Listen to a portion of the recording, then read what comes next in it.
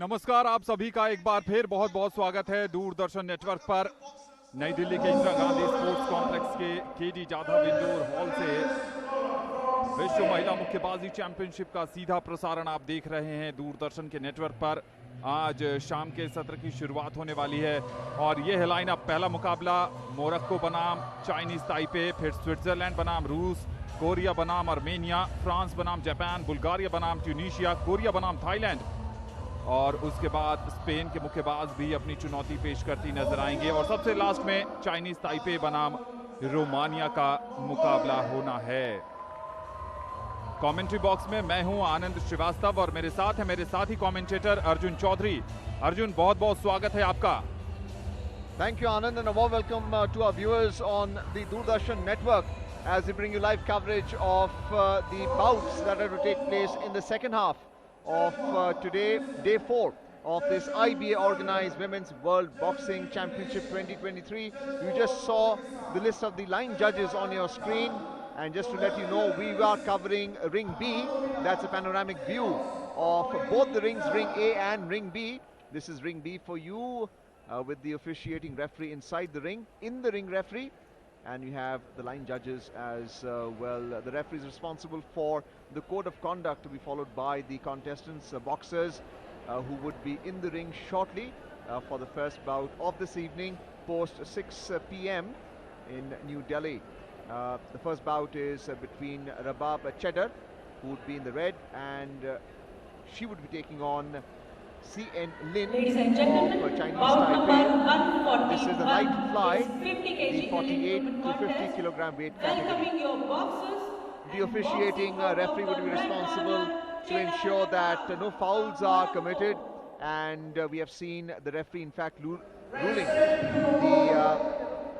stopping the contest in 2 bouts in the afternoon. We can see the boxer Rabab Cheddar in the red from Morocco making her way into the KD Jadhav indoor hall and all the way to ring B for a first bout against Lin CN of Chinese Taipei.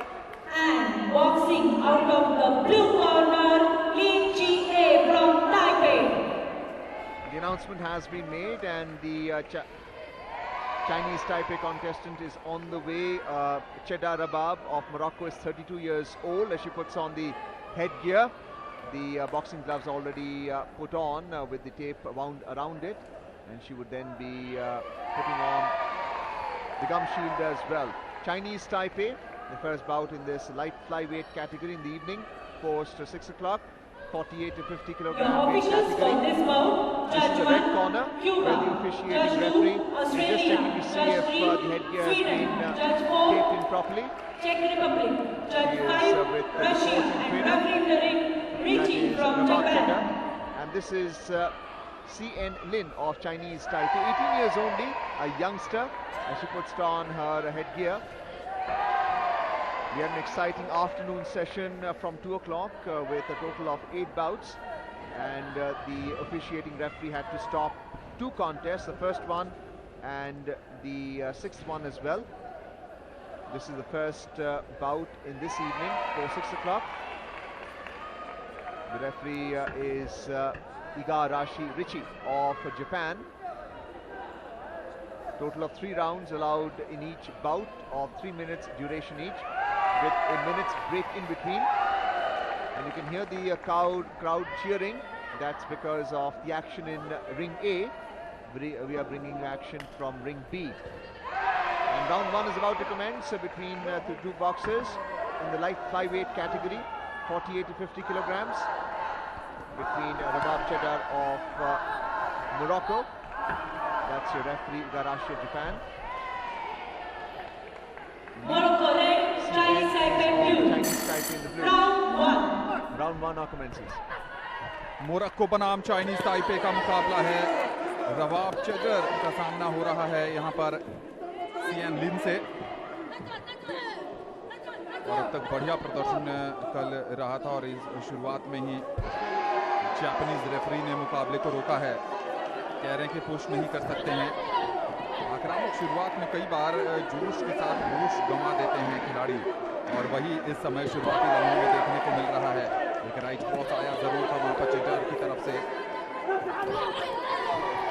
अपने right cross पर ज्यादा निर्भर नजर आ रही हैं। Clinch काफी देर लंबा चलता हुआ और जिस कारण जापानीज रेफरी ने कहा है कि क्लिंच से बात बनेगी नहीं।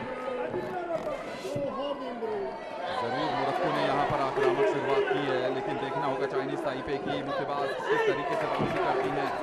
एक के बाद एक राइट क्रॉस और हुक दोनों का इस्तेमाल कर रही हैं, लेकिन इस बार साइड हेड गियर पर लगता हुआ शुरुआती समय है और शुरुआत में इंटरवेंशंस बहुत आ रहे हैं।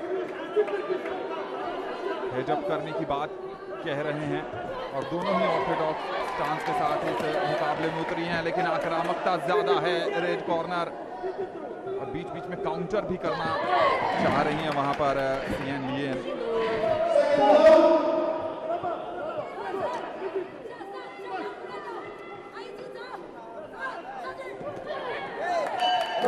राइट क्रॉस लगाने की कोशिश जरूर की थी वहां पर। यहां पर राइट क्रॉस आता हुआ चाइनीज ताइपे की तरफ से, तो दोनों ने ही पंचेस जड़ने का काम शुरू कर दिया है और इंटरवेंशंस बहुत हो रहे हैं पहले दौर में।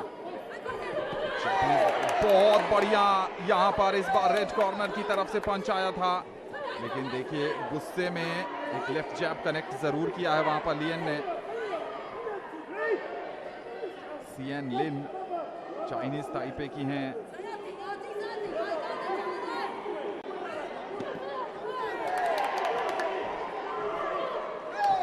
हवाई पंच ज्यादा है, लेकिन इस बार कनेक्शन आया है रेड कॉर्नर की तरफ से। ज्यादा आक्रामक शुरुआत यहां पर रबाब चेडर मोरक्को की बॉक्सर हैं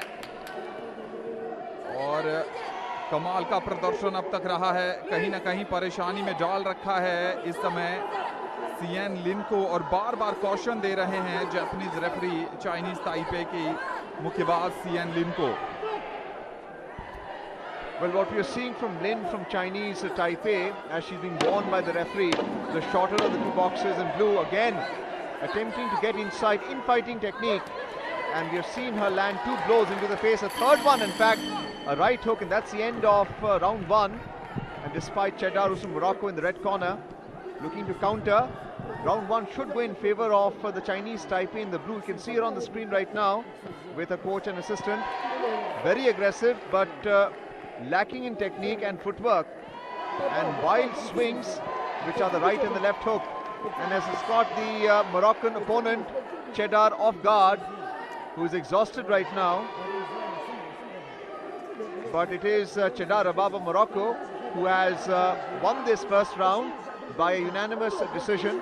2 more rounds to go, and despite Lin's aggressive approach, it was Rabab's longer reach.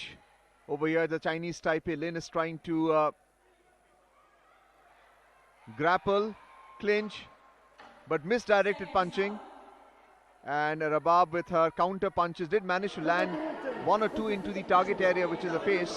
This is why the line judge is ruled in favor of the Moroccan in the red, and this time coming back immediately with a straight punch to the face, but the force was lacking, no footwork, and she fell on the canvas as well. Lin, very difficult to assess Lin's performance here. She's shorter, but desperately trying to come inside, infighting, and the Moroccan Cheddar is having some difficulty trying to counter here, even though she's won the first round. And this time the right hook, once again Lin off guard. There seems to be a lot of clinching here, difficult for the officiating referee, where boxer style is typical. Attempted uppercut there by Lin, but misdirected. Another combination punch attempted by Lin. Clear difference in height between the two boxers, and the referee warning Rabab. And I think the gum shield has come off of Lin. She'll have to put that back on. Very interesting about this is Anand. जी हाँ, करारा प्रहार लगा था रबाब cheddar की तरफ से और गमशील्ड बाहर चला गया, लेकिन स्टैंडिंग 8 काउंट। क्या स्टैंडिंग 8 काउंट दिखाएंगे? जी नहीं, मुकाबला चलता हुआ, लेकिन तारीफ करनी होगी सीएन लिन की भी। इस बार जैब कनेक्ट किया था और उसके बाद राइट क्रॉस भी आता हुआ बिल्कुल सटीक। कमाल का प्रदर्शन चाइनीज ताइपे की मुक्केबाज सीएन लिन का यहां पर आता हुआ। हेजअप करने की बात हो रही है। एक बार फिर एडवांटेज प्ले किया है रेफरी ने। जापानीज रेफरी हैं, दोनों ही तरफ से टारगेट एरिया पर पंचेस लैंड किए हैं, लेकिन देखना होगा क्या दूसरे दौर का परिणाम बदलता है, चूंकि लिन ने ज्यादा कनेक्शन ढूंढा है इस दूसरे दौर के शुरुआती 2 मिनट में।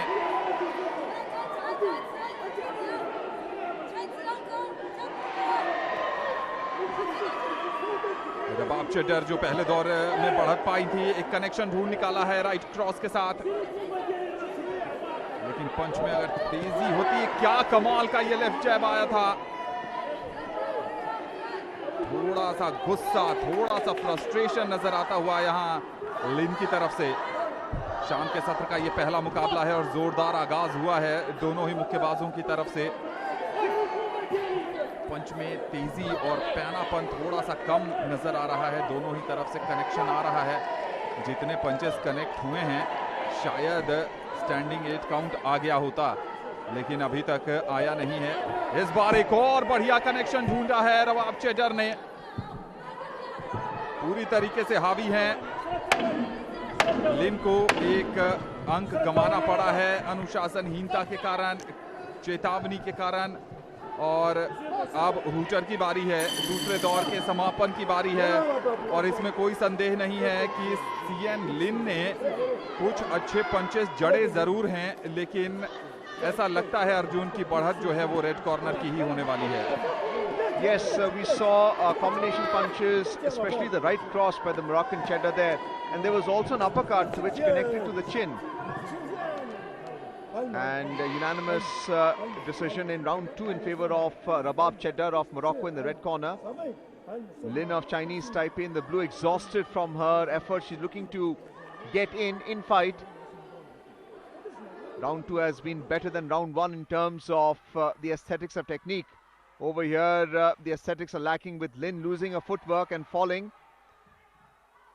And this time, elbows, arms, all grappling and clinching.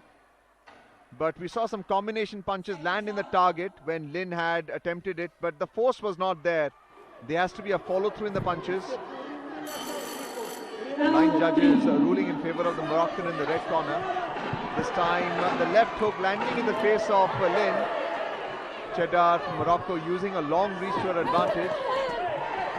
And once again grappling, because Lin is looking to get close, but she hasn't been able to use the uppercut. And her torso seems to get ahead of her. And the head tends to drop as well. This time, Cheddar just protesting because the blows are to the back of the head, and the referee has the right to intervene if Lin is punching at the back of the head. Looking to use that left jab. We saw quite a bit of weaving and moving across from side to side by Cheddar, this time looking to block with her elbow. And the referee just warning Lin of Chinese Taipei to keep her head up. Again, the clinch is there. This is the side of Morocco, coach and referee.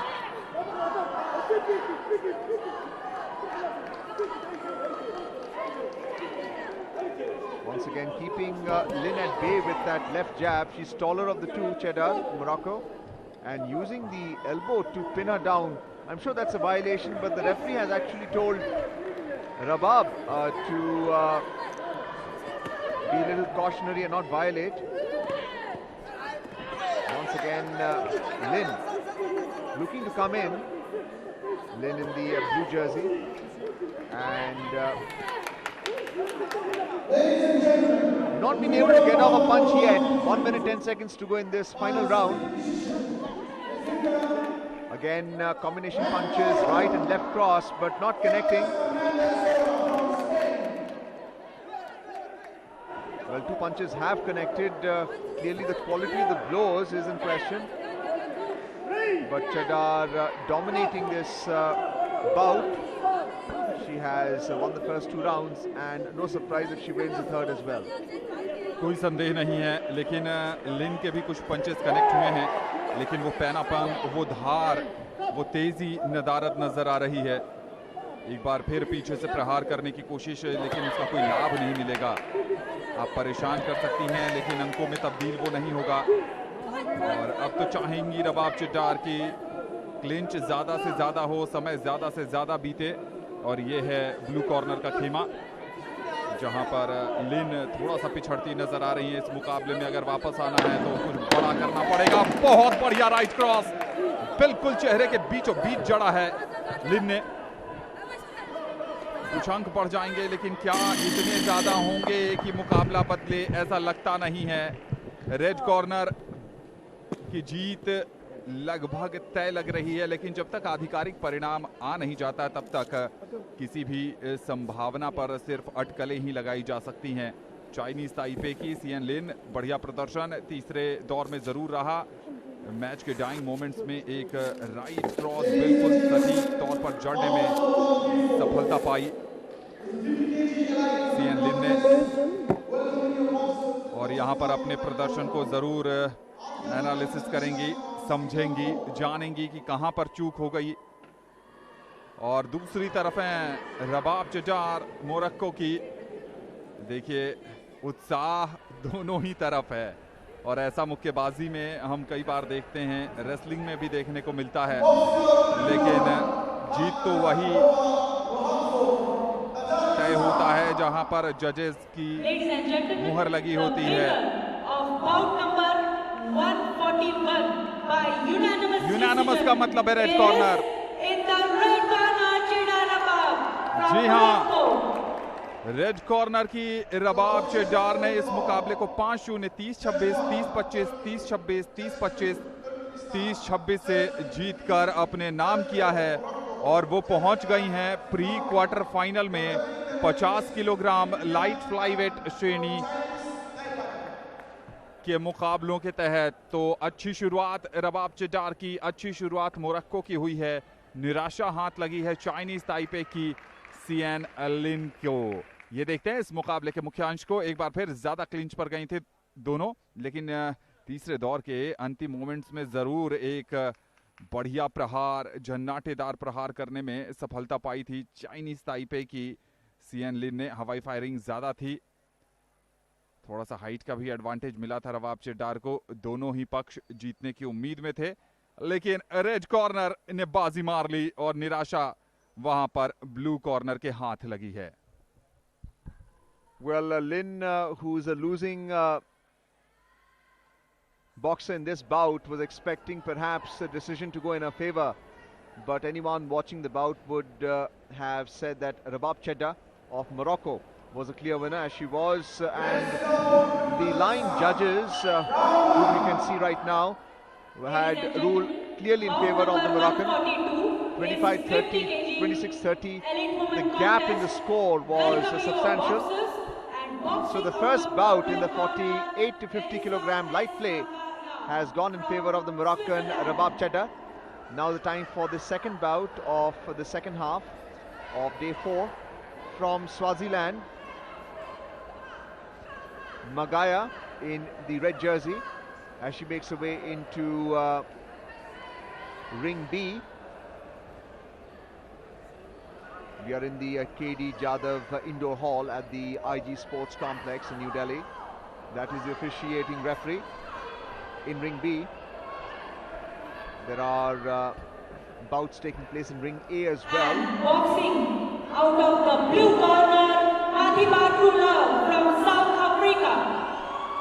Well, Mathiba Truelove from South Africa is now entered the indoor hall, while Magaya, who's only 18 years old, is in the ring in the red corner, putting on a headgear and getting ready for the bout with the gum shield as well. This is the South African participation in the light flyweight category, 48 to 50 kilograms. Your officials for this blue bout, jersey and trunks. Judge 1, India, Mathiba Judge 2, Kyrgyzstan, Judge 3, Egypt, as she Judge reaches 4, ring B. Korea, Judge 5, Serbia. Referee in the ring. Boxers prefer to either do stretching or they pray to their god before the bout. This is from the Republic of South Africa. Mathiba, true love, 25 years, experienced boxer. She would be taking on a much younger opponent, 18-year-old Magaya of Swaziland. Both African nations. In the blue corner is true love Mathiba in this light fly second bout of this evening. The referee just inspecting the contestants to ensure that the protective gear is in place. And now the code of conduct is being explained briefly. This is Mohamed Besmi of Algeria, the referee, officiating in the ring. We saw in the previous bout how Lin of Chinese Taipei was grappling and also hitting her opponent, especially in the back of the headgear. That is to be avoided. It can be a violation, even though referees trying to warn the boxers. Round 1 now commences. And immediately the South African boxers made a point with combination punches, especially a strong left jab with the right cross as well.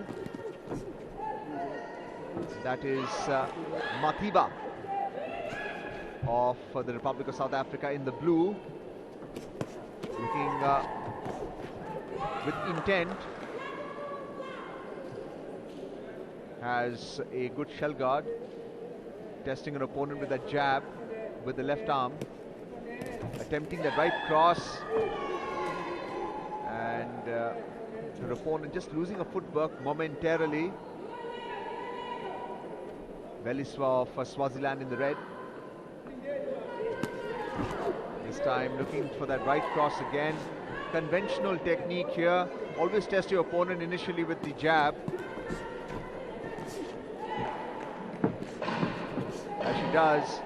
But the right cross, not quite effective. As an offensive technique, the left jab can be very effective.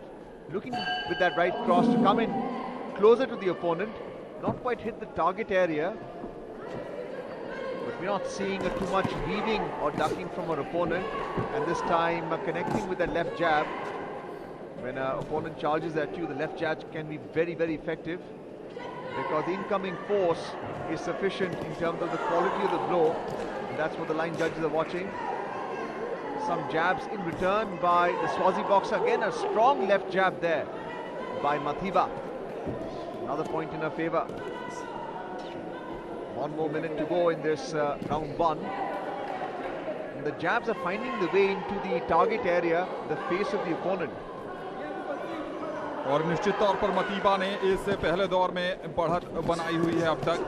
ये बढ़िया right cross लगाया है यहाँ पर बेलिस्वा ने.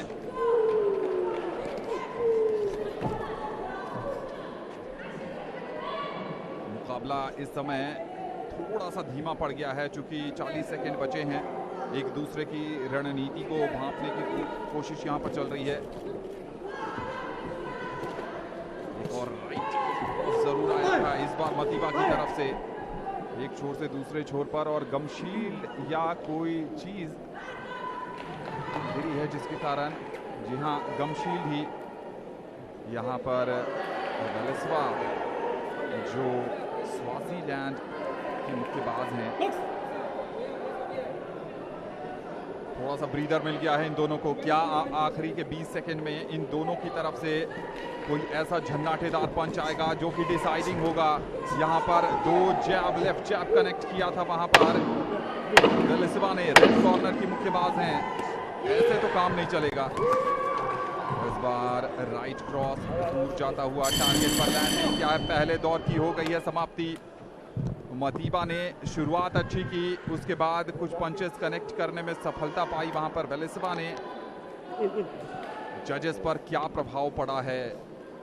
क्या शुरुआत में जो मथीबा की तरफ से धमाकेदार अंदाज में प्रहार हुए थे, क्या उससे वो लीड पर चली गई हैं? रेड कॉर्नर पर देखिए कोचेस टिप्स देते हुए, हौसला बढ़ाते हुए। जी हाँ, जैसा कि बात कर रहे थे मथीबा ट्रू लव, जिन्होंने शुरुआती दौर में लम्हों में जो पंचेस बरसाए थे, जो आक्रामक अंदाज में प्रहार किए थे, उसका जजेस पर प्रभाव पड़ा है और यही कारण है कि वो यूनानिमस ढंग से इस मुकाबले में बढ़त पर आ गई हैं। यहां पर राइट क्रॉस जरूर लगा था वेलेसिया का, लेकिन वो काउंट हुआ नहीं है। अच्छा डकिंग भी कर रही हैं। दूसरे दौर के मुकाबले की शुरुआत होती हुई। रेड बनाम ब्लू, स्वाजीलैंड बनाम दक्षिण अफ्रीका, वेलेस्वा बनाम मथीबा, ये मुकाबला चल रहा है। मथीबा ने यहाँ पे एक अपरकट ट्राई किया था लेकिन लैंड नहीं हुआ। अगर जिस हैंड स्पीड के साथ अपरकट लगाया था वहाँ पर मथीबा ने, अगर कनेक्ट हो जाता तो निश्चित तौर पर स्टैंडिंग 8 काउंट का मामला बन सकता था। लेकिन अब भी जांच परख कर, एक दूसरे को इनवाइट कर काउंटर पर ज्यादा खेलने की कोशिश। राइट हुक हवा में जाता हुआ, हवाई फायरिंग ज्यादा हो रही है यहाँ पर। इतने दूर से अगर आप हुक ट्राई करेंगी तो वो लैंड नहीं होने वाला है। हुक और अपरकट के लिए आप क्लोज जाना पड़ेगा और नजदीक आने नहीं दे रही है मथीबा। ये रणनीति है उनकी। एक के बाद एक, ये देखिए एक और विफल प्रयास। नजदीक जाकर प्रयास करने होंगे। राइट क्रॉस बिल्कुल जड़ दिया है। एक और पॉइंट अपने खाते में जोड़ती हुई मथीबा दक्षिण अफ्रीका की हैं। बढ़िया डक इस बार आता हुआ वेलेस्वा के तरफ से। उसका बहुत ही बढ़िया जवाब भी दिया मथीबा ने, डक करके अपने आप को पीछे कर लेती हैं। ये डिफेंसिव टेक्निक होता है। एक और बढ़िया बचाव, डिफेंस के अंक जुटाती हुई यहां पर मथीबा। एक अटैक कर दिया है और अब डिफेंस मजबूत करती हुई। जैब कनेक्ट किया था लेकिन बहुत ज्यादा उसमें पावर या फोर्स नहीं था। क्या बात, बहुत बढ़िया राइट क्रॉस कनेक्ट करती हुई मथीबा, और इस मुकाबले को अपने पक्ष में बहुत हद तक कर लिया है, खासकर दूसरे दौर को। तो Tremendous show of technique by Mathiba. True love of South Africa in the blue, testing her opponent with that left jab, waiting for the right cross. There she goes again, another attempt. She's connected 3 times already in this second round. Testing her opponent and this time weaving away, able to retreat. Difficult for Veliswa of Swaziland to catch up with her. Again testing her with the jab. Remember, she can hook also with the same jab. Looking to get close this time, but clinching in the process. 40 seconds to go.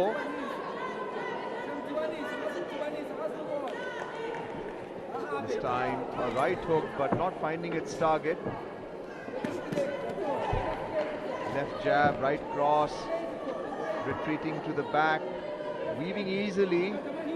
Good footwork, light on the feet.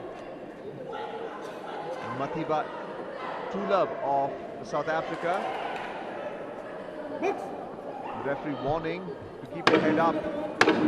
Swaziland boxer Veliswa in the red. 5 seconds to go in the second round. And this time an uppercut employed by the South African boxer, not finding its target, but taking advantage of the lower head position of her opponent. That is true love of the Republic of South Africa, with her coach and trainer, able to move around the ring easily. That's a Swaziland red corner, in need of some confidence, especially after being dominated in both the rounds. One more round to go, and no surprises that there is a unanimous score in favor of Mathiba Trulove of South Africa from all 5 line judges. Let's have a look at the replay there. This is close to the ropes, and ducking and weaving in that process, and the left jab connecting, combination punches, ducking, and this time the right cross connecting as well with the left jab. ducking, always moving, and that's the uppercut that didn't quite connect, but she has a repertoire of punches that she has trained for. Round 3 has now started, and certainly this South African boxer Trulove should be a medal contender, Anand, especially with the kind of technique she has shown in the light flyweight category. Round 3 is in progress. बहुत ही आला दर्जे की मुक्केबाजी का प्रदर्शन किया है यहाँ पर मथीबा ट्रूलव ने, दक्षिण अफ्रीका की हैं। बहुत ज़्यादा मुक्केबाज देखे नहीं हमने इस चैंपियनशिप में, खासकर रिंग बी में बात करें तो दक्षिण अफ्रीका की, लेकिन आई हैं पूरी तैयारी के साथ और ज़बरदस्त पंचेस जड़ रही हैं। इस समय मुश्किल में हैं बेलिस्वा। एक जोरदार प्रहार अगर आ जाए तो फिर काम तमाम हो जाएगा, और थोड़ा सा यहाँ पर बचने की कोशिश अब है बेलिस्वा की तरफ से। अगर मुकाबले में वापसी करनी है तो बचना नहीं होगा, धमाका करना होगा। यहाँ पर एक जोरदार अपरकट या फिर बहुत तगड़ा राइट क्रॉस की जरूरत है। ये देखिए फेस मूवमेंट भी कर रही हैं, ऐसा लग रहा है कि बिल्कुल पैनी नजर टिकाई हुई हैं। जरूर राइट हुक ट्राई किया था बेलिस्वा ने, लेकिन कनेक्शन अभी तक हो नहीं पाया है, और जब कनेक्शन होगा तभी अंक भी मिलेंगे। बिना कनेक्शन के अंक नहीं मिलने वाले यहाँ पर। तीसरे राउंड का मुकाबला चल रहा है यहाँ पर, और मुक्केबाज काफी दूर से यहाँ पर लॉन्ग रीच का फायदा उठाने की कोशिश, लेकिन हेडगियर के साइड में ये पंचेस लैंड कर रहे हैं। अगर सीधे ऐसा हुआ नहीं जहां पर हिट करना चाहती थी, हिट हो नहीं पाया है, और बहुत ज़्यादा समय बचा नहीं है। किसी भी समय इन मुकाबलों का समापन हो सकता है। तीसरे दौर का मुकाबला, और समझ में नहीं आ रहा है बेलिस्वा जो मुकाबले में पिछड़ रही हैं उनको ज़्यादा अटैक करना चाहिए, पीछे हटकर, या मथीबा को रिंग में भगाकर क्या हासिल होगा? कुछ भी नहीं। उनके लिए तो आप और काम आसान कर रही हैं, क्योंकि समय ज़ाया हो रहा है। 30 सेकंड का समय बाकी है, और मथीबा तो यही चाहती हैं कि आप इधर उधर टहलते रहें। ज़्यादा इस बार दूसरे सत्र में देखने को मिला है कि गम शील्ड गिर जा रही है। बेलिस्वा को एक अंक भी कटा है वार्निंग का। 20 सेकेंड बचे हैं। दक्षिण अफ्रीका के जो समर्थक हैं वो अपने मुक्केबाज का जोरदार तरीके से उत्साह बढ़ा रहे हैं, और सब कुछ उनके पक्ष में है। बस करना यह है कि टिके रहना है आपको। और ये देखिए एक के बाद एक ऐसा प्रहार जैसे गुस्से में, फ्रस्ट्रेशन में, और इसके साथ ही इस मुकाबले का समापन हो गया है। और इस समापन के साथ समापन एक मुक्केबाज का भी हो जाएगा इस विश्व चैंपियनशिप से, क्योंकि हारने वाली मुक्केबाज का सफर समाप्त हो जाएगा और पदक की उम्मीदें भी खत्म हो जाएंगी। अर्जुन, कोई इसमें शंका नहीं लग रही है कि ब्लू कॉर्नर यानी दक्षिण अफ्रीका की ट्रूलव, यहां पर देखिए इमोशंस हावी हो रहे हैं। जो तैयारी करके आई थी वो प्रदर्शन कर नहीं पाई हैं, आंसुओं को रोकने की कोशिश, लेकिन मन के भाव चेहरे पर उभर ही आते हैं। और वही कैमरे में कैद होता हुआ चाहती थी कि बहुत बढ़िया करें, कर नहीं पाई, तो निराशा और दुख के भाव। Well, this is the South African boxer defeating the boxer from Swaziland on your screen. The cameras captured her emotion, but the defeat is not only physical but mental as well. Trulove from South Africa, Mathiba in the blue, should be declared the winner by points 5-0. A unanimous decision. Shown exemplary technique, dominating the contest, and the quality of blows notwithstanding. Ladies and gentlemen, the winner of bout number 142 by unanimous decision, winner is in the blue corner, Mathiba from South Africa. Mathiba Trulove rejoices in this victory, winner by points 5-0, and the difference is 23-30 by some judges, including the Serbian and the Indian. That is how she has dominated this bout as she leaves the ring B. Mathiba, true love, watch out for her as she moves into the round of 16 in this light flyweight category, 48 to 50 kilograms. Winning by a wide margin. Usually the gap is 28-30, 27-30, but it has been 23-30 scored by the line judges. And the next bout in the light flyweight category for the elite women is between Bak Chorong of Korea and Anush of Armenia. The third bout of the second session today on day 4 of the IBA Women's World Boxing Championship. Let's have a look at the replay now, where the true love dominating the contest, faking, feinting, ducking as well, not allowing these boxers from Swaziland to land any punch in the target area, and no surprises why the referee has raised the arm of true love as a winner of that bout in the light flyweight category. That is a panoramic view of the two rings, ring A and B. Next bout is between Korea and Armenia. The 5 line judges: Helmi, Sassi of Tunisia, Kairat of Kazakhstan, Stanisław of Czechoslovakia, and 2 other line judges. We also have the officiating referee welcoming your in the ring, boxers and boxing out of the red corner, waiting for the next bout to commence, and that is a boxer from South Korea, Chorong Bak, in the red jersey and shorts, as she makes her way to ring B, entering the KD Jadhav indoor hall. They were all waiting in the training hall earlier, getting warmed up, ironing out some deficiencies in their technique, conditioning themselves and before boxing coming out into of the the bout. blue corner, Grigoryan Anush from Armenia. From Armenia, we have Anush Grigoryan in the blue. This is Bak Chorong, 28 years old, from Your Korea. officials for this bout: Judge 1, Tunisia. Getting ready to wear the Judge 2, headgear. Kazakhstan. We Judge saw in the 3, previous bout how Czech Republic. the Judge losing 4, Japan. Judge fighter 5, from Swaziland France. had her And gum chin referee knocked out twice. This is the Gonzalo Armenian Fran boxer from in the blue Argentina. as she makes her way into ring B. The net is being put on, and then the headgear. The net holds the hair together. Women tend to sport long hairs, and the Armenian boxer makes her way into the ring. Usually we find that the coach trainer tends to raise the rope for the boxer to come in, but Anush has done it herself, 25 years old. Should be an exciting contest, Anand. जी हाँ बिल्कुल, Armenia बनाम Korea का ये मुकाबला है और ये हैं इस मुकाबले के रेफरी अर्जेंटीना के गोंजालो गुज़मैन मोलिना,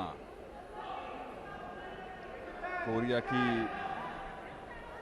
चोरांग बाक, और ये हैं आर्मेनिया की अनुष ग्रिगोरायन।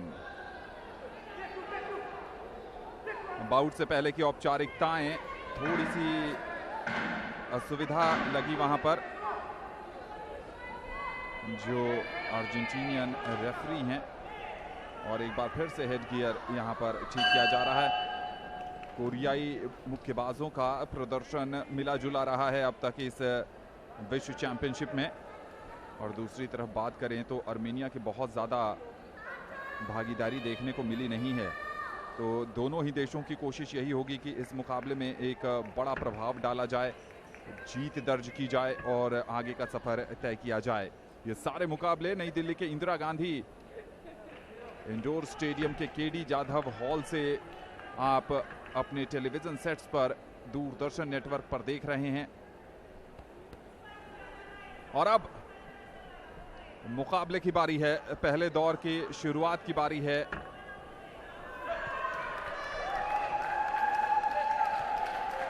कमेंट्री बॉक्स के ठीक बाईं तरफ आर्मेनियन सपोर्टर मौजूद हैं।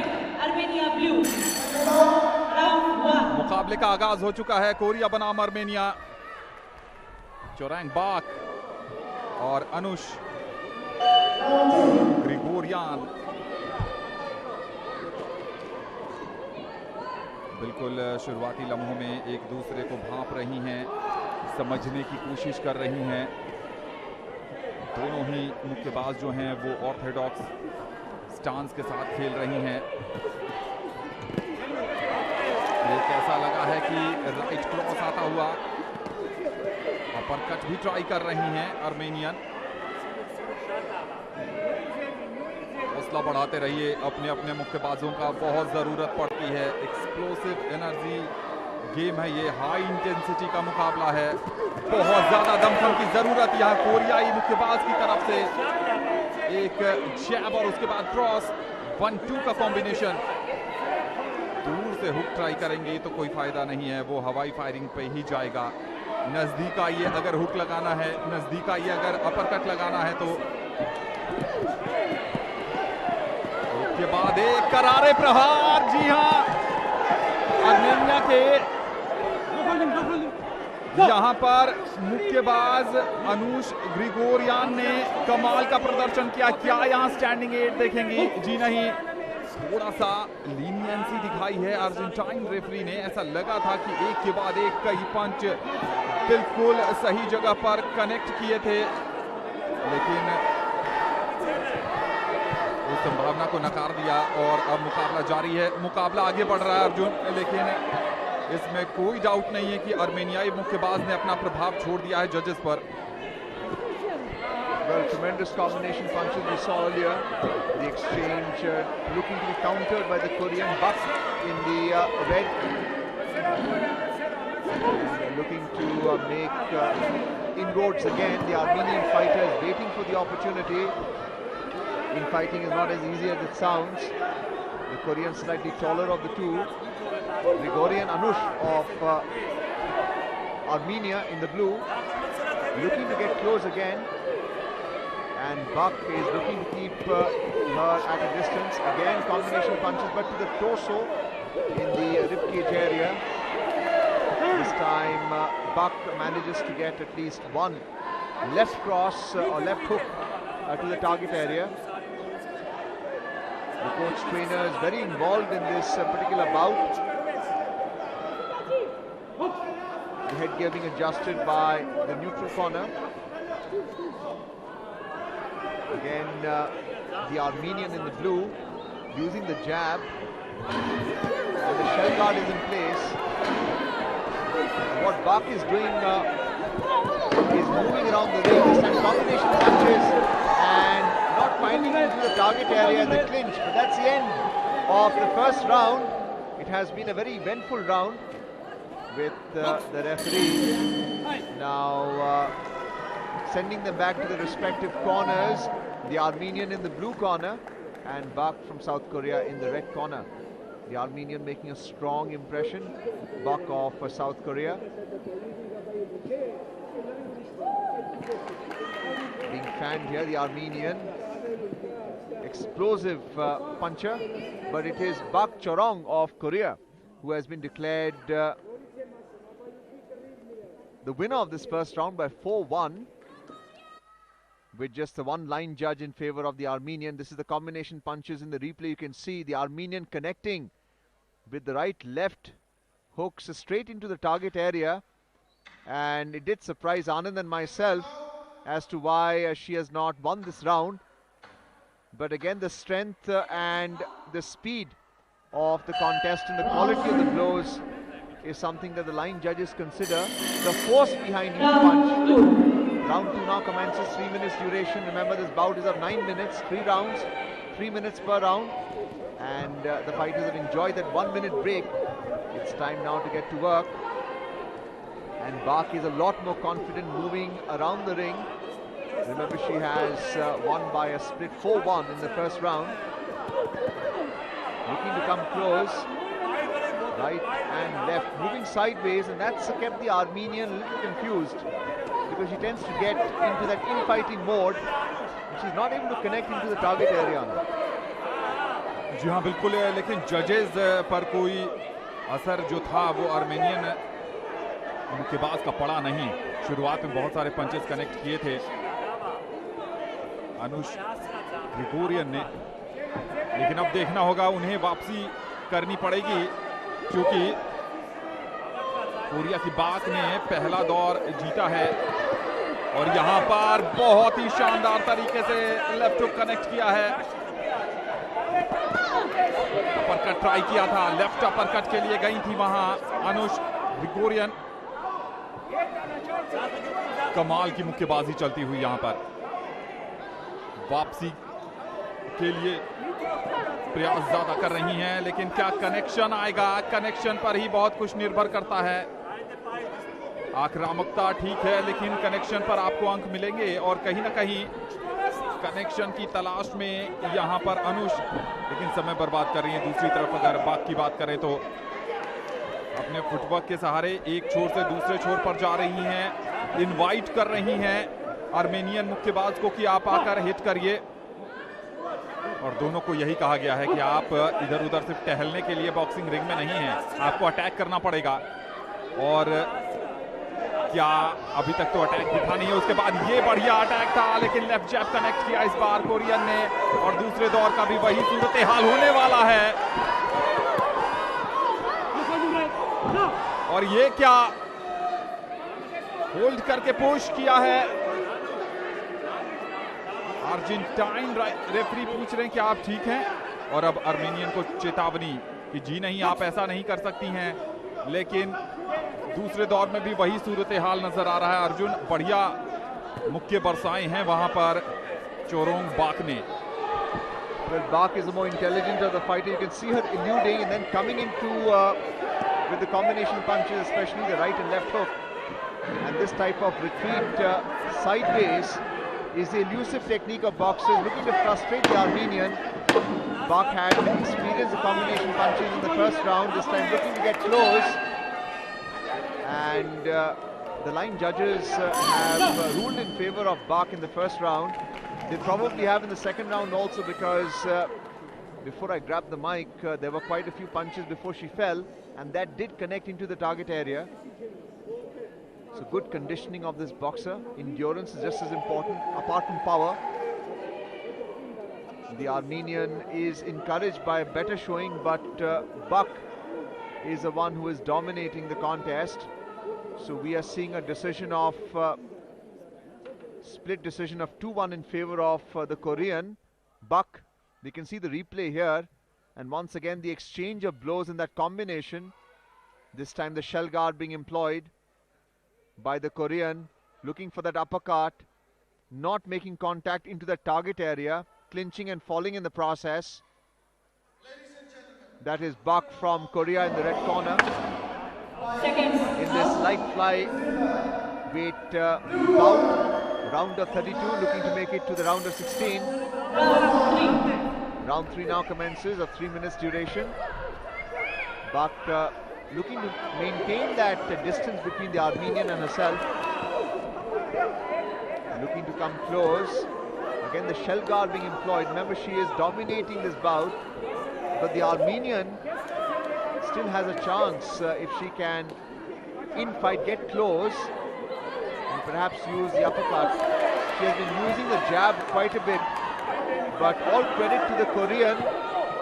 Her elusive technique has worked in her favor. She's frustrating the Armenian, not allowing her to come close, and using the entire width of the ring. This time the uppercut and combination punches, but the Armenian did connect into the target area. Again that left jab. And Bak's technique, for anyone watching boxing, will teach you that sometimes not fighting or reducing the tempo of the opponent is just as important as being able to connect and throw combination punches on them. जी हाँ, इसमें कोई संदेह नहीं है कि जिस ढंग का प्रदर्शन रहा है बाक का, टैक्टिकली भारी पड़ रही हैं वो आर्मेनियन मुक्केबाज पर। एक और लेफ्ट जैब कनेक्ट करती हुई यहां पर बाक। अब देर होती जा रही है आर्मेनिया के लिए, देर होती जा रही है अनुष ग्रिगोरियन के लिए। क्या यहां पर अभी भी टैंक में वो स्पार्क मौजूद है जो होश उड़ा दे चोरों बाक का? जी हां, लेफ्ट जैब कनेक्ट किया है इस बार आर्मेनियाई मुक्केबाज ने। और कड़े प्रहार की जरूरत है मुकाबले में वापसी के लिए। एक बार दोबारा फ्लोर पर झुकती हुई, गिरती हुई अर्जेंटाइन रेफरी कह रहे हैं कि क्या आप ठीक हैं? गोंजालो, सिर्फ 46 सेकंड बचे हैं आर्मेनिया के पास इस मुकाबले में बने रहने के लिए और अपनी संभावनाओं को इस विश्व चैंपियनशिप में जीवित रखने के लिए। बढ़िया डक किया, डिफेंस के भी अंक मिलते हैं। जी हां, प्रहार करने की जरूरत है, प्रहार किया भी है लेकिन हवाई प्रहार, राइट क्रॉस कनेक्ट किया है। ये तो क्लिंच करना चाहेंगे ही चोरोंगबाक, एक ढंग से लगभग पुश किया। गोंजालो कह रहे हैं पुश नहीं कर सकते हैं आप। 12 सेकेंड, इन 12 सेकेंड में 2 कड़क पंच। जी हां, एक पंच आ गया है और बढ़िया डकिंग। अब तो समय लगभग खत्म, कभी भी हूटर बजने की आवाज। एक कड़क पंच और, जी नहीं, समय बीत गया है। दोनों ही तरफ जश्न है, एक का जश्न खामोशी में बदलेगा और एक तरफ जश्न आगे बढ़ेगा। बाउट रिव्यू में चला गया है अर्जुन।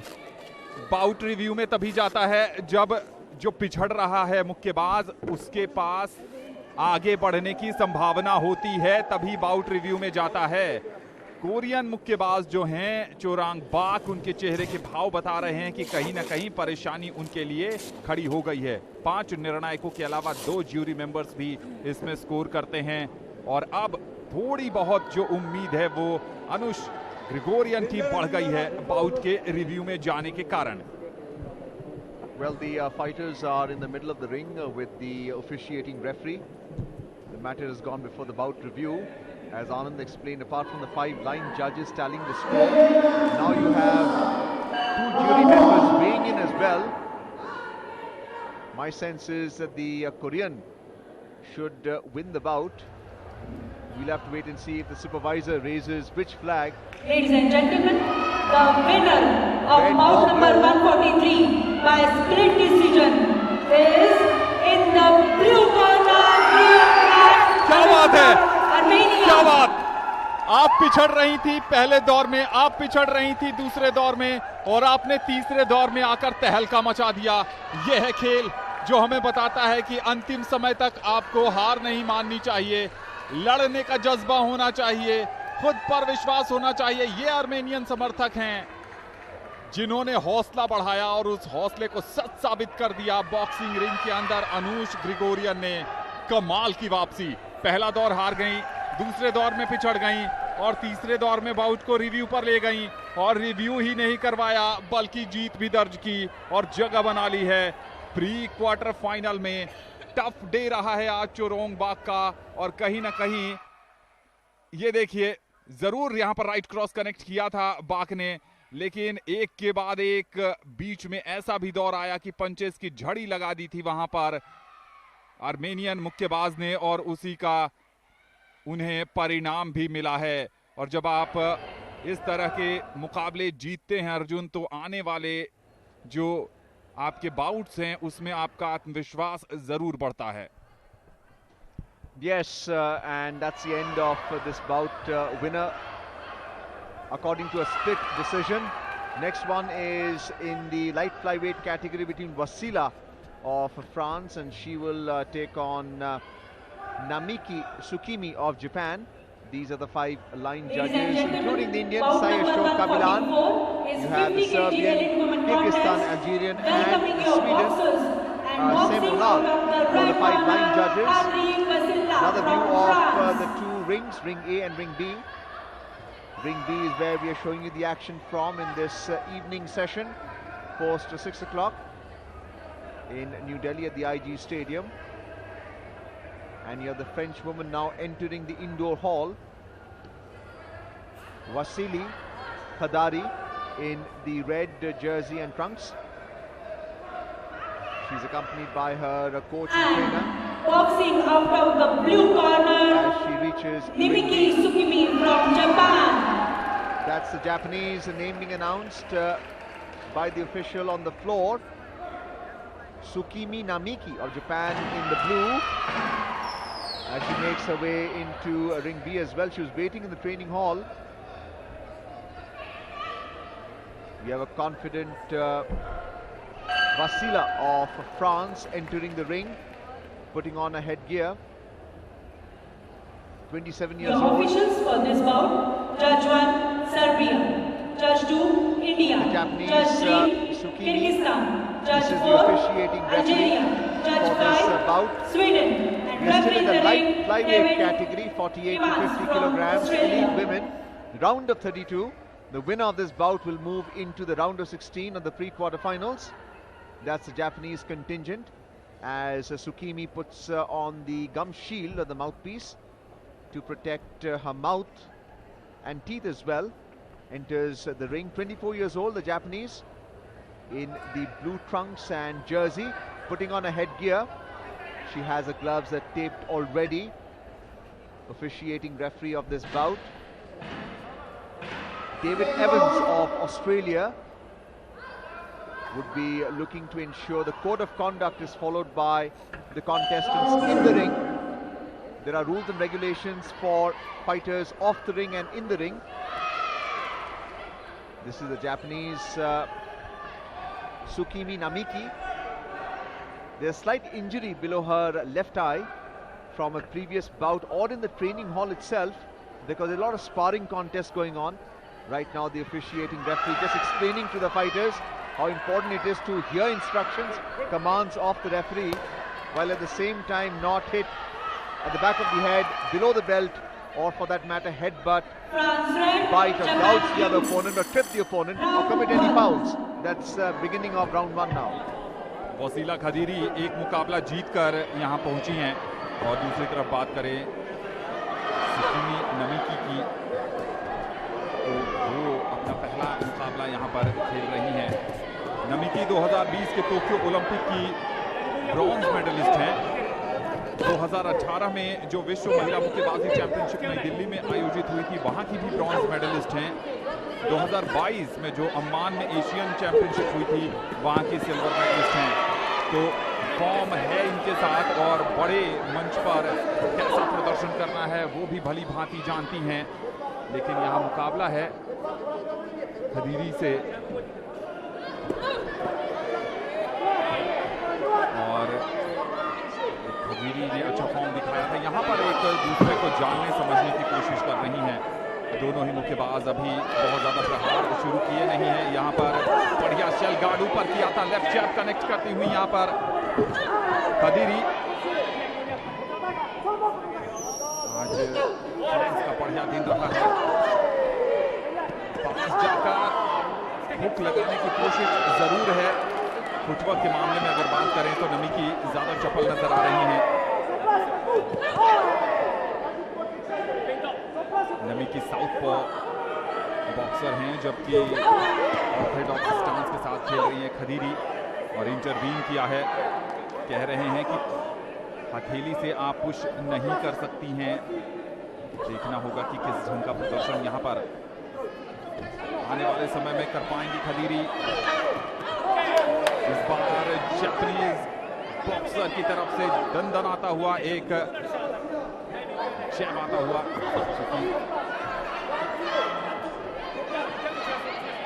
अभी भी लॉन्ग रीच पर जाने की कोशिश है, नजदीक आकर पंचेस जड़ने का प्रयास करना पड़ेगा। यहां पर देखिए एक राइट क्रॉस कनेक्ट किया था खदीरी ने, लेकिन बहुत ही कांटे की टक्कर है अब तक। क्लियर कट कहा नहीं जा सकता अर्जुन की पहले दौर में। बढ़त पर कौन जाएगा अगर बाकी के 40 सेकंड में कोई बढ़िया पंच जड़ने में सफलता मिलती है तो। Well, the Japanese Namiki has shown herself to be quite good in the ring as well. Shorter of the two boxers, the Japanese in the blue, but not looking to infight. And that was a tremendous right hook by the Japanese, completely destabilizing the French woman. Lost her footwork. But again, the blow was to the side of the headgear. And a left cross, left hook in fact. Weaving well the Japanese. And the combination punches. Plenty of power in her blows. Very interesting to see how the line judges score this first round. The Japanese coming back strongly. That is Lkhadiri Vasila of France in the red. 1 minute break between the rounds. And yes, it is a Japanese, Namiki Sukumi, who has dominating the contest now. 3-2 is a split decision. You have 3 judges ruling in favor of the Japanese. That's a replay. Neither of the blows connecting, but the intent quite clear. And this is where the Japanese was able to duck, weave, but it did connect. The French woman did connect with that right hook. But the force and the quality of the blow was in question. Namiki, who has dominated the bout, especially with her superior technique, shorter of the 2 boxers, has not been desperate to get too close. I think that's a hallmark of her technique so far. Looking to use that left jab, right jab in fact, and come back strongly with her southpaw, which is the left cross. Doing quite well again, playing with a long reach. We haven't seen the shorter boxers do that. जी हाँ, बहुत ज़्यादा चपल हैं footwork के मामले में बात करें, और खदीरी थोड़ा सा लो बॉडी पोस्चर के साथ खेल रही हैं, और कोशिश यही होगी कि जो बहुत ज़्यादा नहीं पिछड़ी हैं, यूनानिमस ढंग से नहीं पिछड़ी हैं, 2-3 से पिछड़ रही हैं, वापसी करना चाहेंगी। और वापसी का एक ही तरीका है, सटीक जगह पर पंच जड़िए। क्लोज जा ज़रूर रही हैं, लेकिन अब तक सब कुछ जापानीज मुक्केबाज के पक्ष में जाता हुआ यहाँ पर क्लिंच, और क्लिंच कह रहे हैं रेफरी कि आपको हेडअप करके खेलना पड़ेगा। और ये है रेड कॉर्नर का खेमा, आपने देखा थोड़ा सा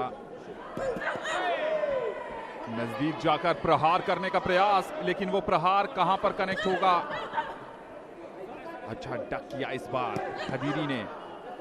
खदीरी को पंचेस लगाने पड़ेंगे, पिछड़ रही हैं, ज्यादा चपल हैं, बहुत ज्यादा फुटवर्क, तेज फुटवर्क के साथ खेल रही हैं। नमीकी ओलंपिक की पदक विजेता हैं। ओलंपिक में पदक जीतना किसी भी खिलाड़ी का सपना होता है। नमीकी पदक जीत चुकी हैं, वहां होल्ड किया, और एक बार फिर हेडअप करने की बात कह रहे हैं। 1 मिनट से कुछ ज्यादा का समय बाकी है इस दूसरे दौर में। क्या खदीरी एक सॉलिड पंच जड़ने में कामयाब होंगी? राइट क्रॉस जरूर लगाया था, लेकिन बहुत ज्यादा कनेक्शन मिला नहीं है वहां पर।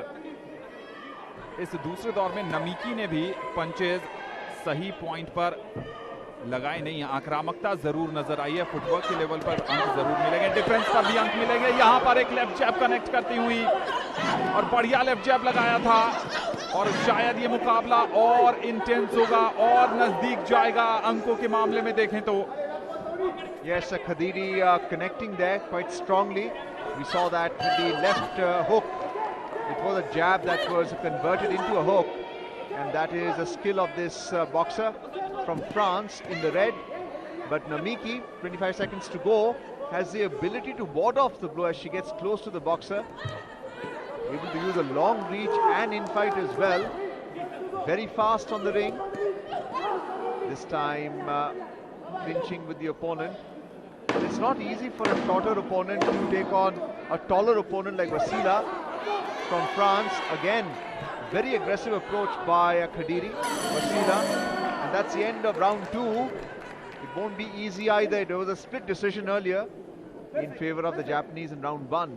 But round 2 could go in favor of the French woman on your screen right now in the red, Lkhadiri Vasila. This is the light flyweight bout, and we can see from the scores there that Namiki Sukimi has dominated with 3-0. It's unanimous and not a split this time round. You can see the replay there. One got the impression that Lkhadiri had come back strongly, but the speed of the Japanese has really caught the French woman off guard, Vasila. So even if you're short, you're fast on your feet and you can move in and out, use the long reach and the short reach, then the rounds will go in your favor. That's what we've seen in the first 2 rounds. Coaches को बताने के लिए बहुत कुछ होता है, लेकिन समय मिलता है सिर्फ 60 सेकंड का 2 राउंड्स के बीच में, और उसी में आपको अपने मुक्केबाज का हौसला भी बढ़ाना है, साथ ही साथ वो कहाँ कमजोर पड़ रहा है ये भी बताना है। लेकिन जितनी चपलता ये दिखा रही है नकीमी, कमाल। और इस भार वर्ग में अगर ये आगे बढ़ती हैं आज, जिसकी प्रबल संभावना है, तो पदक की बड़ी दावेदार साबित हो सकती हैं, क्योंकि फुटवर्क के मामले में बिल्कुल चारों खाने चित कर दिया है उन्होंने वसीला खदीरी को। फुटवर्क ही हैं जो सेट नहीं होने दे रही हैं खदीरी को, और यहाँ पर पुश किया, बहुत दूर जाकर गिरी हैं। रेफरी कह रहे हैं कि ऐसा नहीं करिए, ये IBA के नियमों के विरुद्ध है। और अब क्लिंच किया था, क्लिंच करने के बाद एक पंच जड़ने की कोशिश जरूर की थी वहां खदीरी ने, और ये है जापानीज बेंच। लेफ्ट जैब कनेक्ट किया, लेकिन लेफ्ट जैब से काम नहीं चलेगा। अपर कट या फिर हुक लगाने की जरूरत है, वो भी बहुत तेज प्रचंड प्रहार की आवश्यकता है अब वसीला खदीरी के लिए, नहीं तो ये मुकाबला हाथ से निकलता जा रहा है। समय अभी बरकरार है, 2 कड़ाके के पंच और मुकाबले में आपकी वापसी तय, लेकिन समय ही नहीं दे रही हैं। अगर नमीकी की बात करें तो चारों तरफ दौड़ा रही हैं, और जब मौका मिल रहा है तो फुट पंच जोड़ दे रही हैं। कमाल का प्रयास और कमाल का खेल, दोनों एक दूसरे करीब क्लिंच, लेकिन क्लिंच से काम चलेगा नहीं खदीरी को ये बात बहुत अच्छे से पता है कि पंच जड़ने की आवश्यकता है। आप ओलंपिक पदक विजेता के सामने अगर बॉक्सिंग रिंग में हो तो आपको तो ये एंटिसिपेट करके ही चलना चाहिए कि काबिलियत आपके विपक्षी में है और आपको कुछ असाधारण करने की जरूरत है। यहाँ पर फ्रेंच खिमा था अपने मुक्केबाज को प्रभावित करता हुआ, प्रोत्साहित करता हुआ, लेकिन शायद खदीरी के लिए विश्व चैंपियनशिप का सफर लगभग समाप्ति की तरफ है।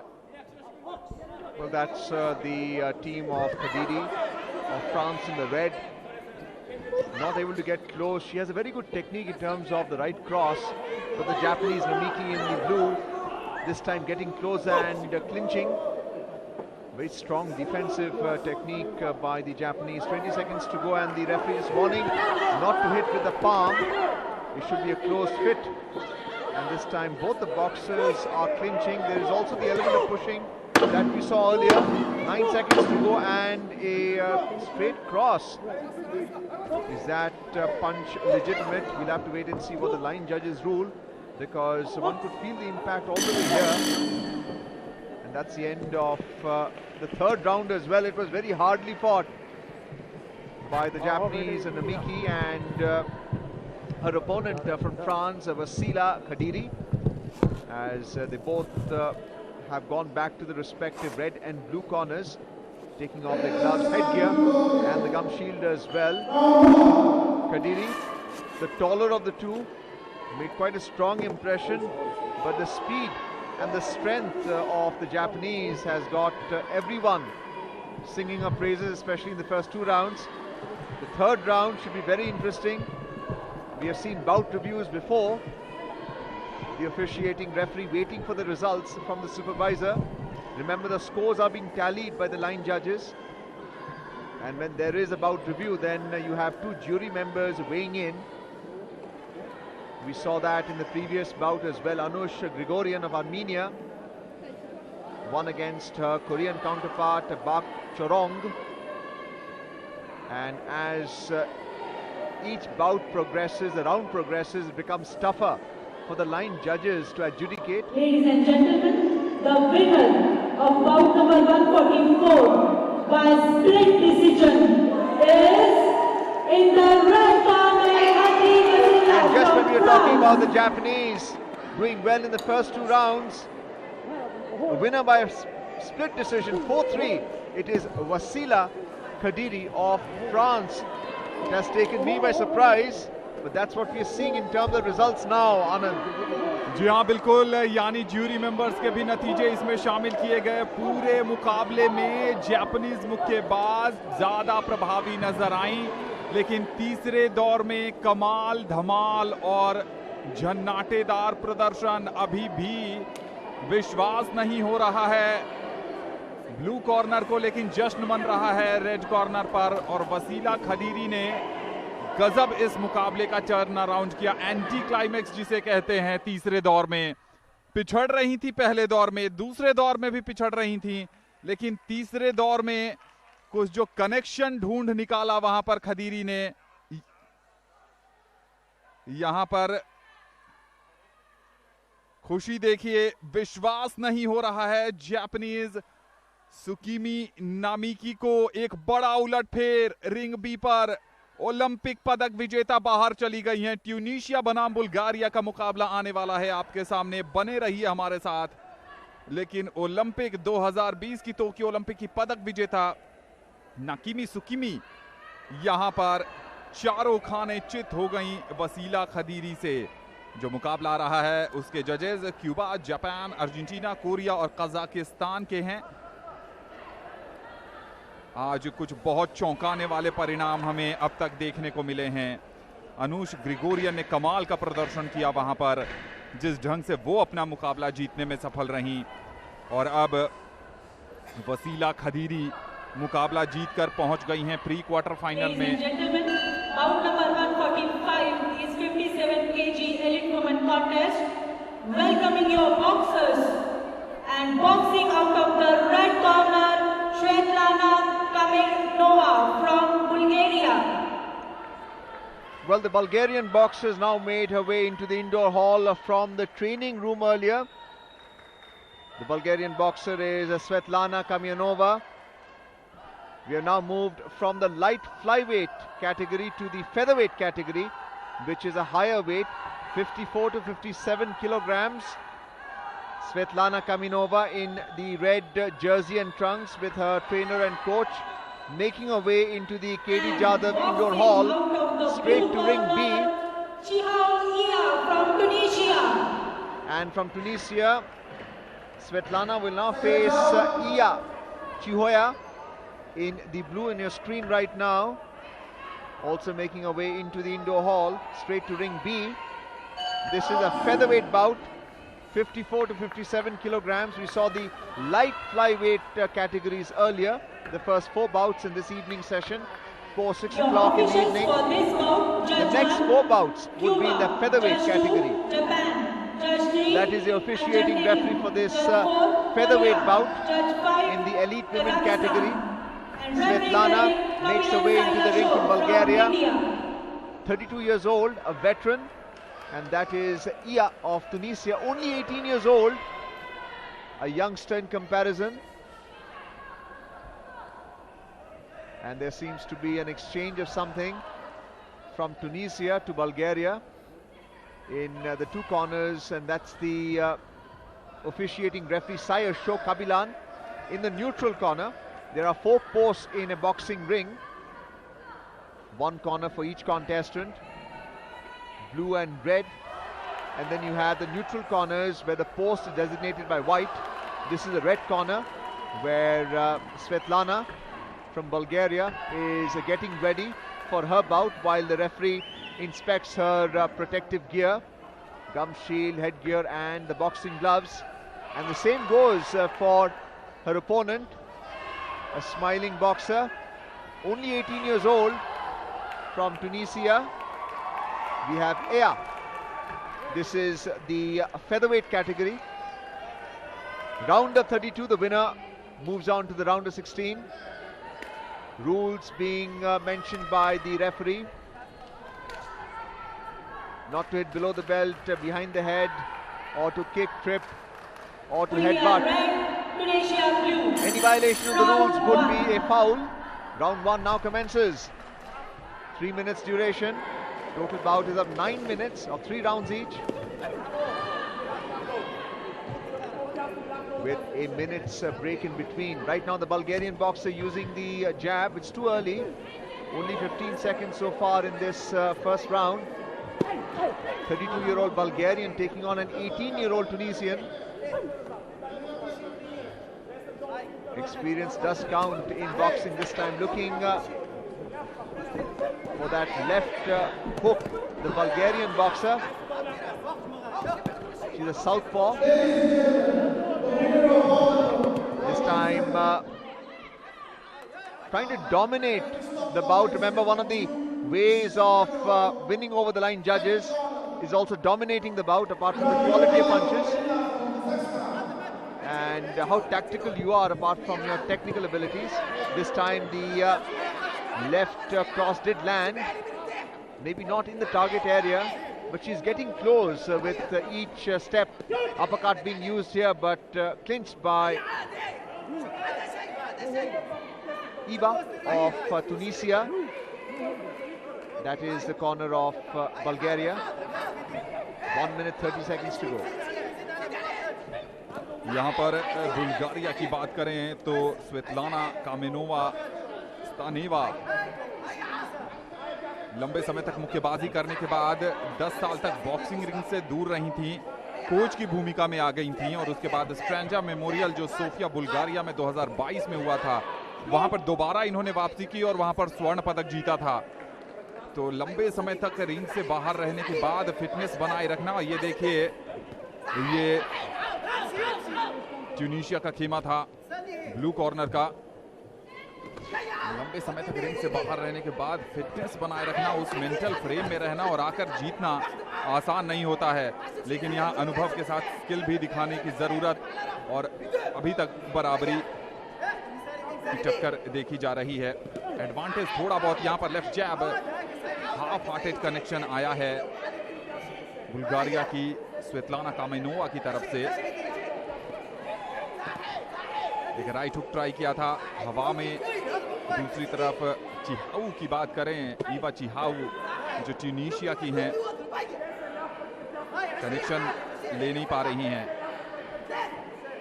राइट हैंड, यहां पर एक और प्रयास, लेकिन इस बार चिहाऊ का स्ट्राइक जरूर आया है, थोड़ा सा ऑफ बैलेंस कर दिया था वहां पर चिहाऊ ने अपने पंच से।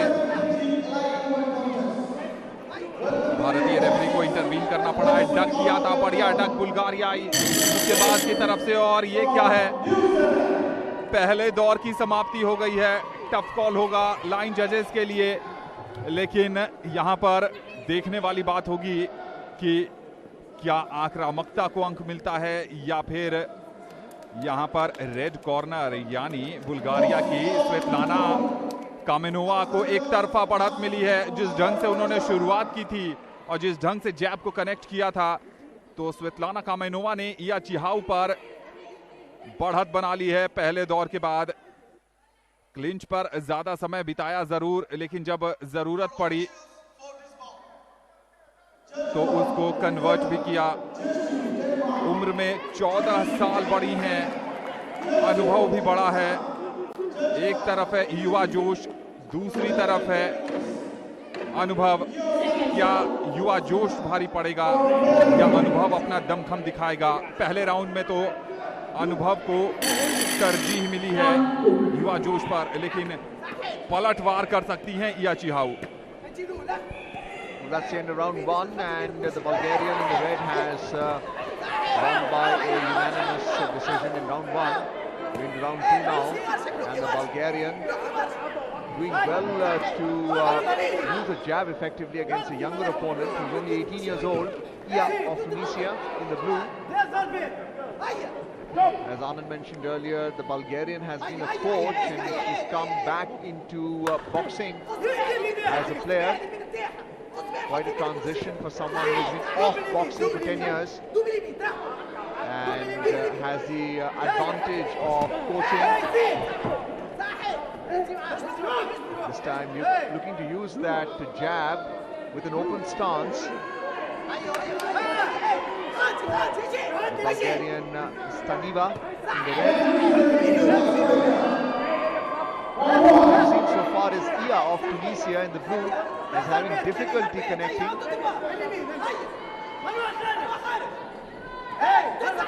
Another jab to the chin of the Tunisian. Kamenova, Bulgaria in the red. This time weaving away, looking to come close with that open stance and getting behind. An odd type of clinch there. 1 minute 25 seconds to go in this round 2. Round 1 going in favor of the Bulgarian. Kamenova. All 5 blind judges ruling in favor of the Bulgarian.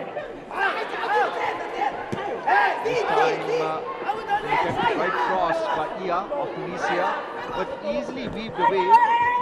That's what we're seeing with Kamenova, looking to use the uppercut as she got close. This time the referee just warning Kamenova to keep her head up and not get hit in the process. Another attempt at a right cross by the Tunisian, but that's the advantage Kamenova is enjoying by keeping a distance between the two. Slightly taller in stature.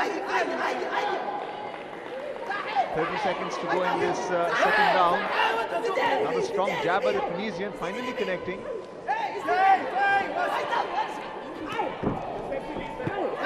And something being done in these dying 20 seconds of the second round. Kamenova this time looking to connect with the left jab and then coming with combination punches. The uppercuts into the torso. And that should be now the end of round 2. The timekeeper only allows 3 minutes as the fighters go back to their respective posts, corners. Very difficult to assess and score the second round, but the Bulgarian should have the advantage. जी हाँ बिल्कुल, चूंकि या चिहाऊ की तरफ से कुछ आया नहीं, वैसा यूनानिमस डिसीजन है स्वेतलाना कामेनोवा स्तेनेवा के पक्ष में 4-0। और ये देखिए दूसरे दौर में इसलिए उनको ज्यादा स्कोर मिला है चूंकि आप पहले दौर में बढ़त पर थी, दूसरे दौर में आपने उसको मेंटेन किया। दूसरी तरफ या चिहाऊ को अगर वापसी करनी थी तो पंचेस लगाने थे, जो वो कर नहीं पाई। ज्यादा क्लोज गई, क्लोज जाने के बाद अपर कट ट्राई भी नहीं किया, हुक पर डिपेंडेंट रही और हुक पर अंक मिला नहीं, हुक कनेक्ट ही नहीं हुआ।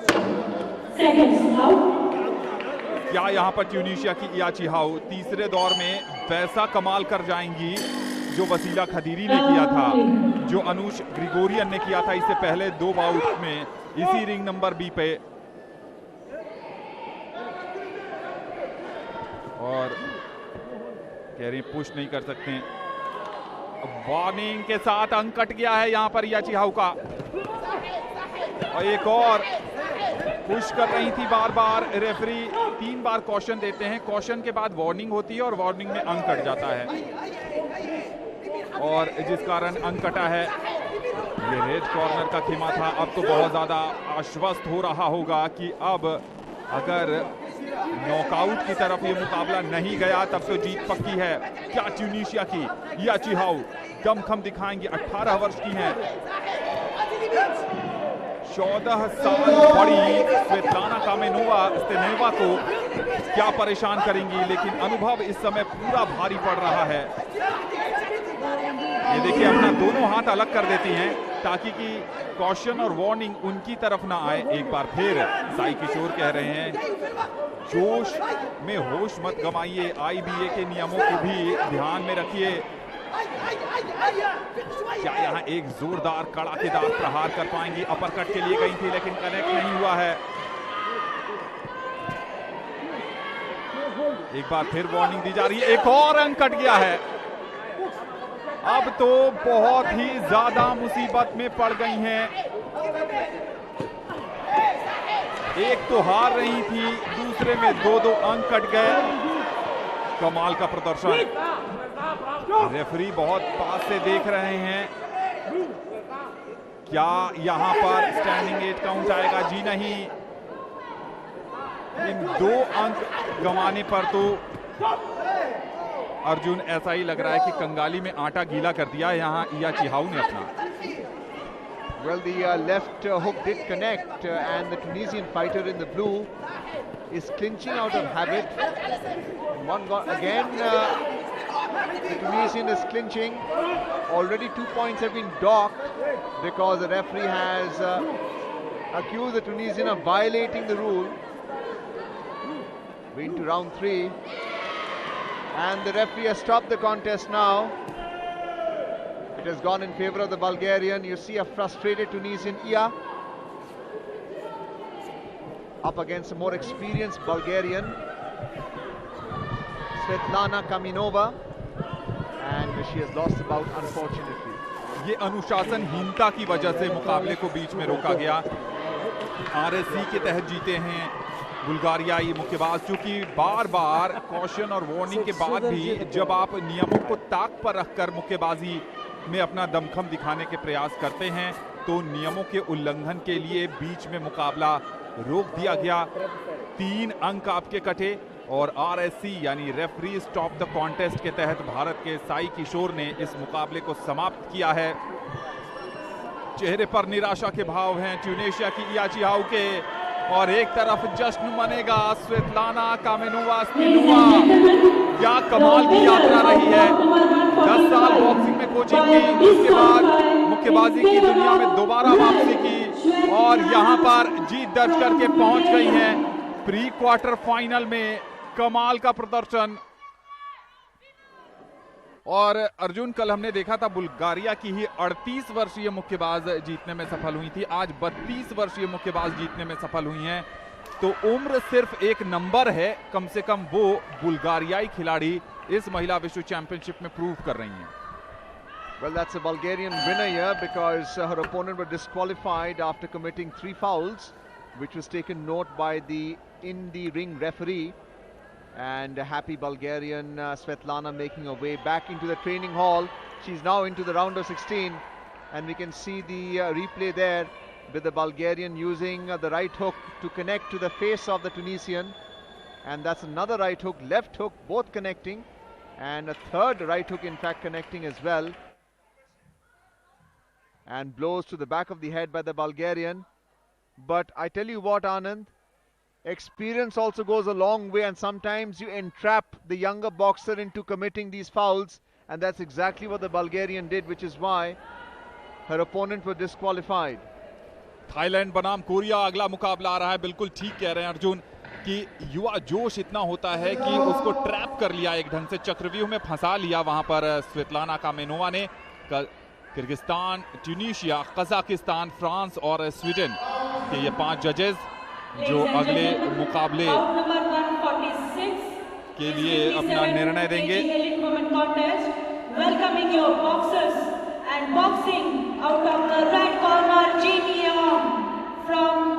कोरिया की हेजियोंग जिन फेदरवेट श्रेणी में 57 किलोग्राम भार वर्ग में ये हैं हेजियोंग जिन। कोरियाई मुक्केबाजों के लिए आज बढ़िया समय रहा नहीं है। चोरोंग बाक इस से पहले मुकाबले में हार गई थी। कांटे की टक्कर में अनुष ग्रिगोरियन ने उन्हें मात दी थी और इनका सामना होना है थाईलैंड की नीलावन। थाईलैंड के मुक्केबाज हैं ब्लू कॉर्नर पर। तो थाईलैंड बनाम कोरिया, ये है कहानी इस आने वाले मुकाबले की। ये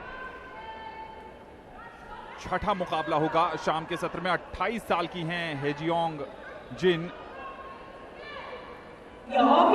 कोरिया जैसे देश में मुक्केबाजी के लिए खास तैयारियां की जाती हैं बहुत छोटी सी उम्र में, और हमने देखा था कि बहुत ही करीबी मामले में कोरिया की चोरोंग बाक हार गई थी।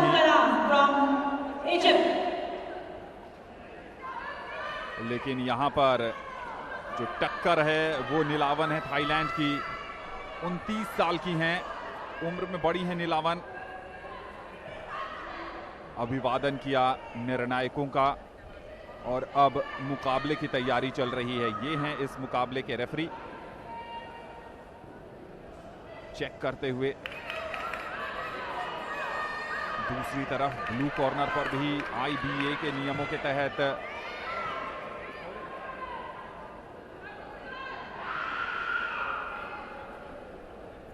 मोहम्मद कमाल हैं मिस्र के रेफरी। और अब ये मुकाबला शुरू हो रहा है कोरिया बनाम Thailand. That's the referee Kamal just initiating the boxes to what the rules in the ring should be. The first round is about to commence with the bell sounded by the timekeeper. This is the featherweight bout, 54 to 57 kilogram, round of 32. The winner would go into the round of 16, the pre-quarterfinals. Korea Jin in the red and Techasuep in the blue from Thailand. Thailand is known for kickboxing. We are here into the conventional pugilistic sport of boxing, and immediately the Korean is looking to come close, especially with the jab, trying to move the Thai boxer into a corner. As she looking to test the opponent with a jab, but the follow-through is not there. Remember, force is equally important, the quality of the punch. Jab is a safe way of employing an offensive technique, but we haven't seen in this minute so far with an effective hook. We saw an uppercut attempt by the Thai boxer in response as she lost her balance. But an interesting bout nonetheless. Straight punches by the Thai boxer, but meeting the shell guard of the Korean. Conventional technique by Jin of Korea in the red. This time holding the hand. The referee Kamal insisting that holding is not allowed. Neither boxer able to get enough force into their punch. This time a counter by the Thai boxer in the blue. Simple jab so far, and clinching right now as each forcing the other onto the ropes. 1 minute to go. In the previous bout we saw 3 fouls committed by the Tunisian boxer, which compelled the referee to stop the contest and disqualify the boxer. And I'm sure that's in the mind of the boxers in this bout as well. This time Jin doing well with that jab, but a count has been called by the referee, and usually so. 30 seconds to go. We'll have to catch that on the replay again as to why the count was called by the referee. Again a strong straight punch by the Thai boxer in the blue, and the Korean losing her footwork, trying combination punches. She has been testing her opponent with the jabs, but the Thai boxer has, who's the taller of the two, has countered with the jabs and straight punches. 5 seconds to go before the round comes to an end. And once again another jab, the left and the right cross connecting. And I'm sure the line judges observed that. That is a Thai boxer in the blue. Nalawan Techasuep in the blue corner, and that's a Korean opponent, Jin, in the red corner. जी हाँ, जो standing 8 count मिला है उससे साफ हो चुका था कि ब्लू कॉर्नर की ही जीत होगी। और ये देखिए कितना पिछड़ गई हैं कोरियन। 4 निर्णायकों ने 8-8 अंक दिए हैं, तो इसका मतलब थाईलैंड की नीलावन टेकास्वेप ने कमाल की बढ़त बना ली है, और यहां से वापसी कर पाना बहुत मुश्किल हो जाता है, क्योंकि एक स्टैंडिंग 8 काउंट आप देख चुके हैं और दूसरे में 4 निर्णायकों ने आपको 8-8 अंक दिए हैं।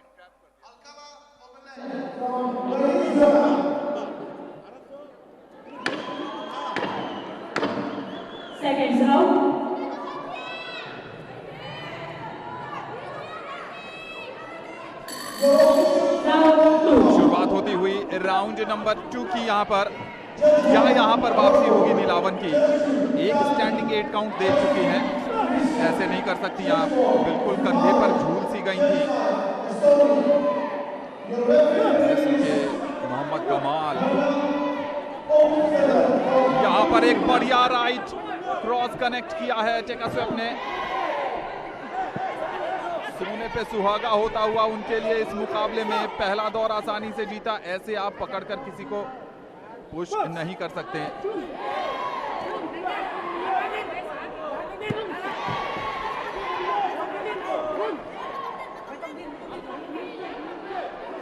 यहाँ पर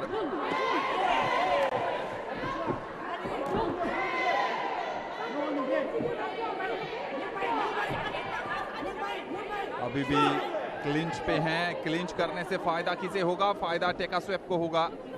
और ये है रेड कॉर्नर का खेमा था।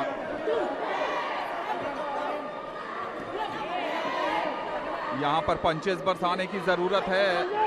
अगर बात करें हेजियोंग जिन की,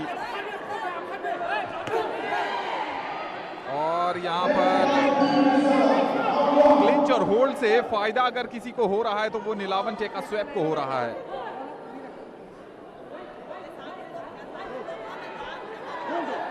थाईलैंड की नीलावन टेकास्वेप ने पहला राउंड अपने नाम किया है और दूसरे राउंड में भी कुछ उसी अंदाज में खेल रही हैं। प्रहार हवाई चल रहे हैं। यहां पर हवाई प्रहार से कुछ नहीं होगा।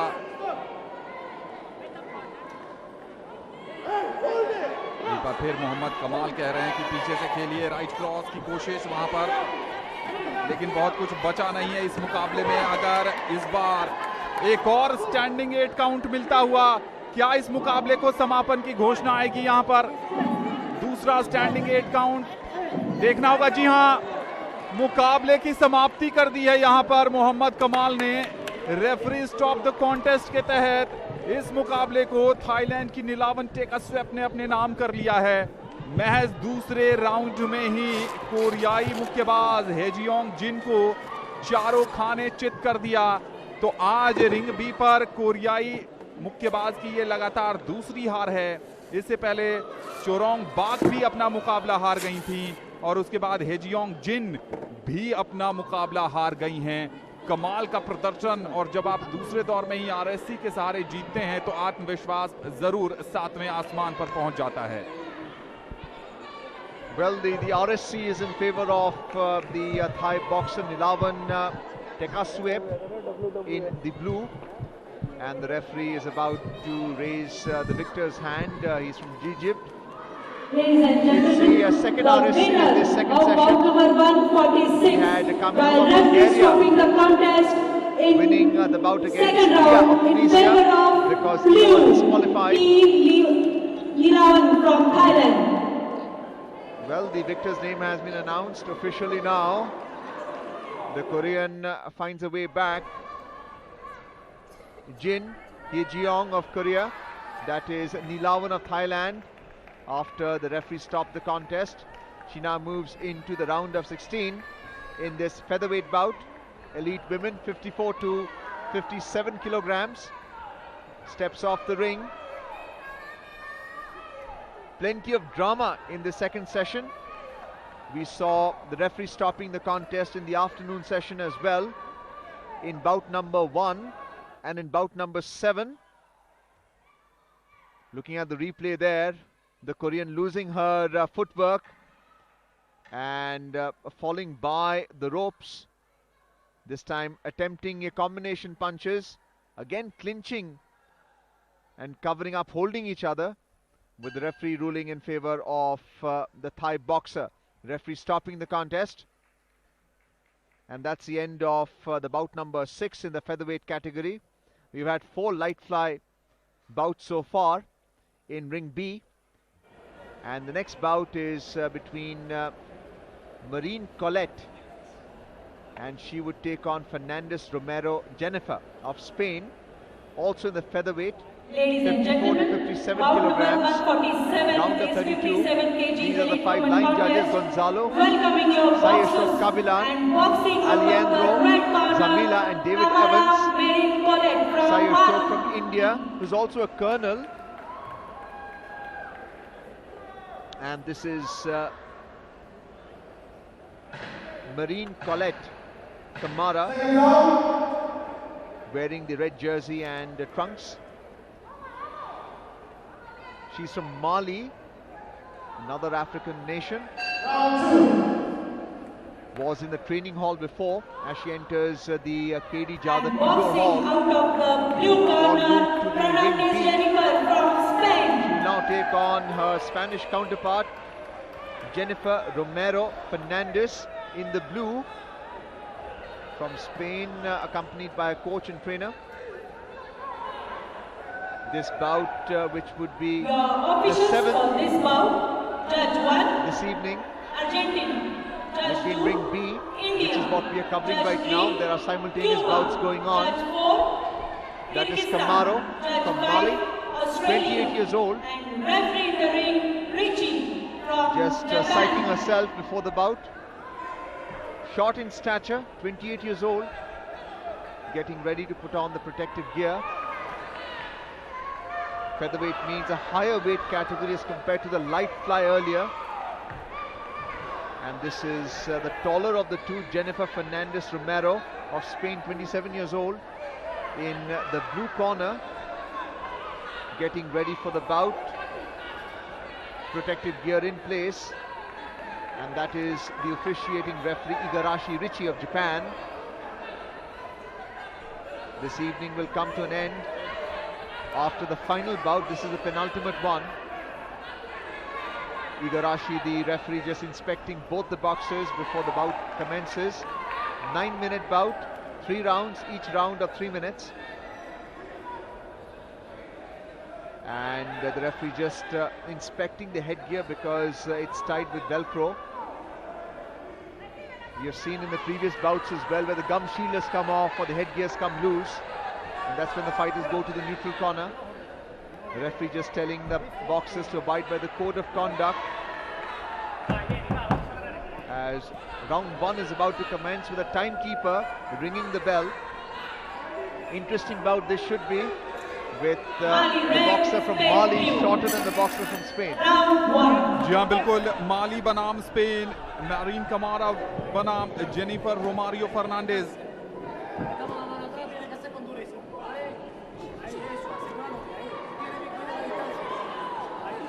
माली की जो मुक्केबाज हैं कमारा साउथपॉ से खेल रही हैं, और दूसरी तरफ बात करें जेनिफर रोमारियो फर्नांडेज की,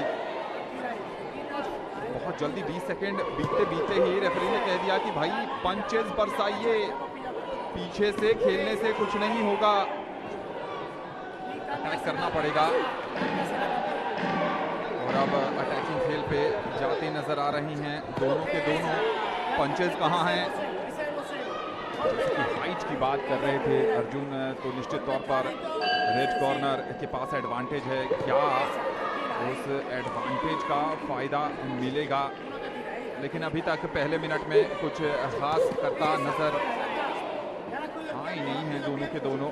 एक दूसरे की रणनीति को भांपने की कोशिश है, हो सकता है कि दूसरे और तीसरे दौर में प्रहार करेंगे, लेकिन एडवांटेज बनाने के लिए, आपको मोमेंटम बनाने के लिए, जजेस को प्रभावित करने के लिए पंच तो जड़ने पड़ेंगे। 1.25 मिनट का खेल हो चुका है, अब तक सिर्फ हवाई फायरिंग ही हुई है अटैक के नाम पर। यहाँ पर एक बार फिर राइट हुक ट्राई किया था, लेकिन हेड गियर पर लगता हुआ सही निशाने पर धमाका हुआ नहीं है अब तक। क्लिंच आता हुआ और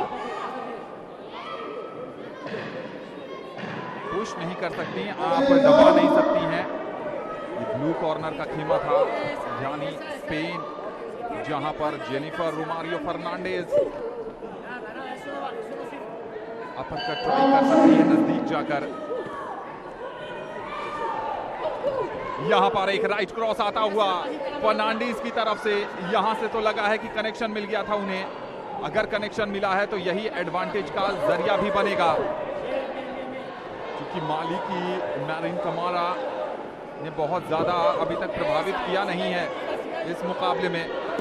चप्पल जरूर है फुटवर्क के मामले में, लेकिन पंच लगाने पड़ेंगे। एक बार फिर इंटरवेंशन आता हुआ कि पीछे से मत खेलिए। ये है ब्लू कॉर्नर का खेमा, स्पेन के कोच, उनके ट्रेनर।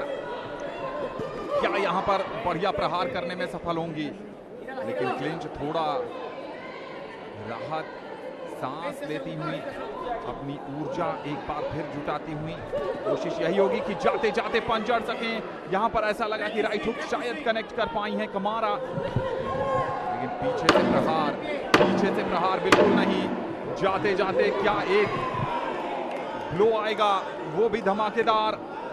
जी नहीं, शायद नहीं। यहाँ इसके साथ ही पहले दौर की समाप्ति हो गई है। अर्जुन, जजेस के लिए बहुत मुश्किल होगा, लेकिन एक कनेक्शन जरूर ढूंढा था फर्नांडिस ने। Yes, that's Jennifer on your screen, and this is her opponent from Mali. It is Colette Kamara, shorter of the two boxers. The 1 minute break is right now being enjoyed by the boxers. It's 4-0 in favor of Romero Fernandez. 4-1 in fact, because the Argentinian has ruled in favor of Kamara. So it's 4-1, a split decision in favor of the Spaniard. You can see the replay there. This time ducking and clinching in the process, but it's really the one blow that counted in her favor. Once again, the combination punches in the replay, little misleading, but we had shown the straight punch of Fernandez connected, which is why the line judges ruled in Jennifer's favor. The 1 minute is now over, so the Japanese referee now calling the fighters to start round 2. The timekeeper is maintaining and keeping an eye on the 3 minutes allowed. Fernandez Romero in the blue, taking on a fighter who's much faster. This time the referee is telling Fernandez to keep her head up. And we have seen reversals as well. Despite winning the first round, it's no guarantee that you will dominate round 2 and 3, because Kamara in the red. This time a counter jab from the right by Fernandez. Kamara looking to infight, looking to come close. She has a weak jab, but she tends to use combination punches. Once again holding each other. We've seen this a feature as well, Anand, with boxers holding each other. I don't know if it's fatigue, but it's certainly a technique to get your opponent off balanced, not allow them the freedom to use combination punches, and if the clinch is close enough, it's difficult to use the uppercut as well. Another strong left jab connecting into the target area there. जी हाँ, बिल्कुल clinch की बात कर रहे थे। जो मुक्केबाज बढ़त पर होता है उसकी कोशिश यही होती है कि क्लिंच किया जाए, समय बर्बाद किया जाए, साथ ही साथ थोड़ी राहत की सांस ली जाए और एक बार फिर तरोताज़ा होकर ऊर्जा भरकर वापसी की जाए। ये मॉडर्न डे बॉक्सिंग की टैक्टिकल चीज़ें जिसको कोचेस भी बताते हैं और खुद खिलाड़ी भी एक्सप्लोर करते हैं। यहाँ पर वापसी के रास्ते तलाशने पड़ेंगे मैरविन कमारा को, और यह है स्पेन का खेमा। कमारा क्या वापसी करेंगी? एक जज जो अर्जेंटीना के, उन्होंने पहले दौर में अपना निर्णय मैरविन कमारा के पक्ष में दिया था। एक और लंबा क्लिंच आता हुआ यहाँ पर, क्योंकि जब तक कनेक्शन नहीं आएगा तब तक अंक नहीं मिलेंगे, जब तक अंक नहीं मिलेंगे तब तक आप इस मुकाबले में जीत की तरफ आगे नहीं बढ़ेंगी। सब कुछ कनेक्शन पर निर्भर करता है और माली की मुक्केबाज मैरीन कमारा के लिए वापसी के रास्ते इस राउंड में ही तलाशने की आवश्यकता है। 40 सेकेंड के आसपास का समय बचा है। एक राइट हुक ट्राई किया था, लेकिन हेड गियर पर लगता हुआ सीधा दंदनाता हुआ कड़क पंच अभी तक देखा नहीं है, कम से कम कमारा की तरफ से। कमारा के लिए बहुत ज़रूरी है कि वो पंच बरसाएं और इस तरह बरसाएं कि चारों खाने चित कर दें अगर पिछड़ने से वापसी करनी है तो। लेकिन तारीफ करनी पड़ेगी यहाँ पर जेनिफर रोमारियो फर्नांडिस की। और शायद क्या इस मुकाबले को यहीं समाप्त किया जाएगा? कंधे पर चोट लगी है, क्या पहले से इंजरी थी या इस समय चोटिल होने की वजह से ही वो नीचे गिर गई हैं? इस तरह के दृश्य बॉक्सिंग के लिए और किसी भी खेल के लिए बेहतर नहीं है, लेकिन शायद यहाँ मेडिकल इंटरवेंशन लिया जाएगा या फिर इस मुकाबले को यहीं पर समाप्त किया जाएगा। Well, there is no way that Kamara can continue. I think a collarbone may have broken. You have the physician in the ring who is trying to provide relief to the boxer, but she's in great pain and clearly she's in no position to continue.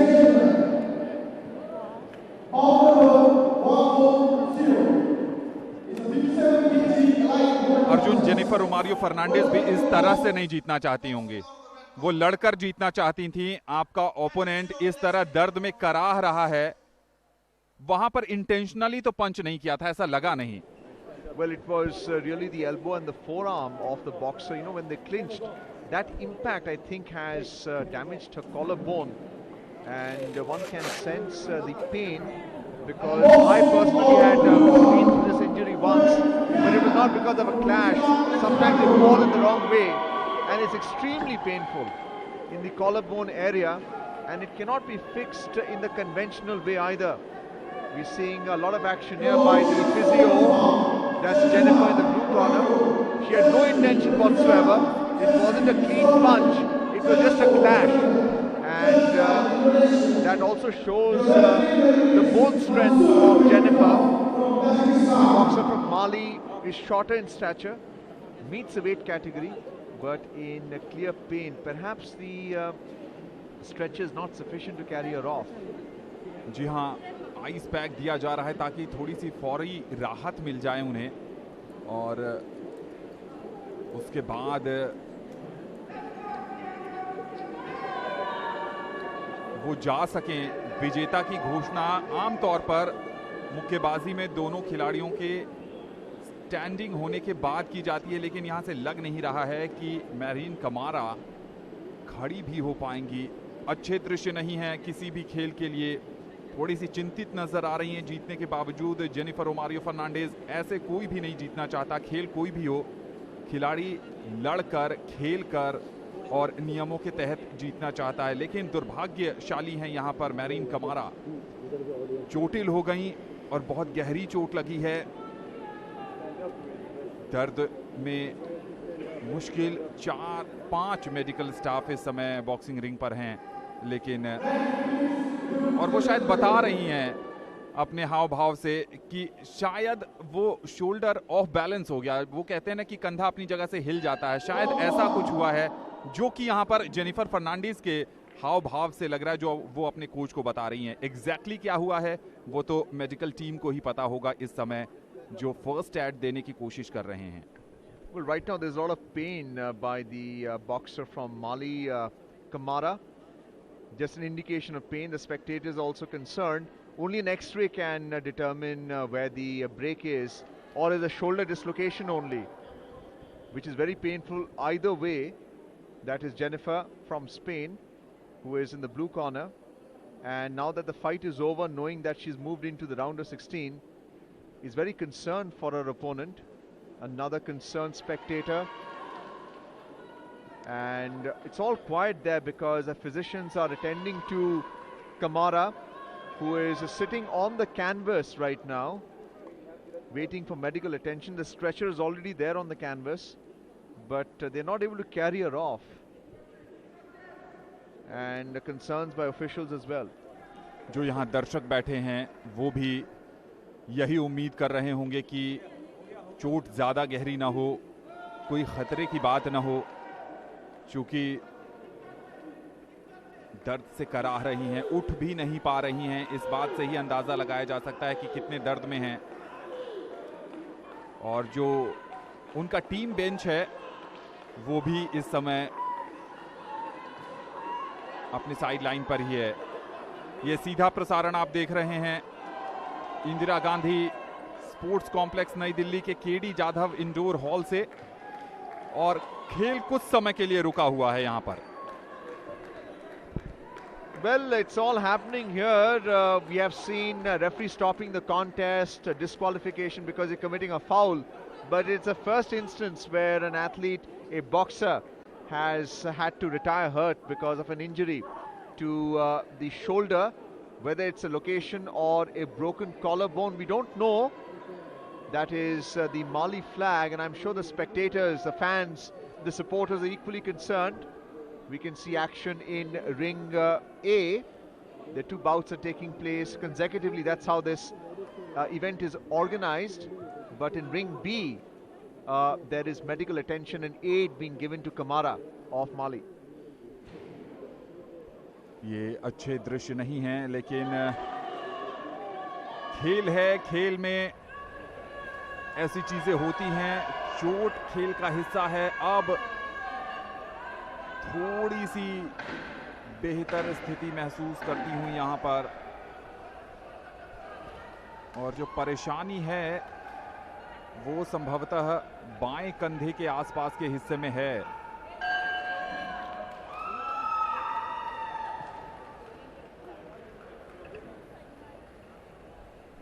It appears to be a gradual effort on the part of Kamara from Mali, because the difficulty right now for the physician is just to get her off the canvas. She's not in a prostrate position, she's sitting, and the physicians are trying to treat her. So it's a two-pronged approach right now to treat her and get her off the canvas as well, Anand. जी हाँ, बिल्कुल। सबसे पहली प्राथमिकता है कि उनको वहां से स्ट्रेचर के सहारे लेकर जाया जाए अस्पताल, जहां पर स्कैन होगा, उसके बाद आगे की प्रक्रियाएं चलेंगी। लेकिन अभी वो उस स्थिति में ही नहीं है कि वहां से हट सकें।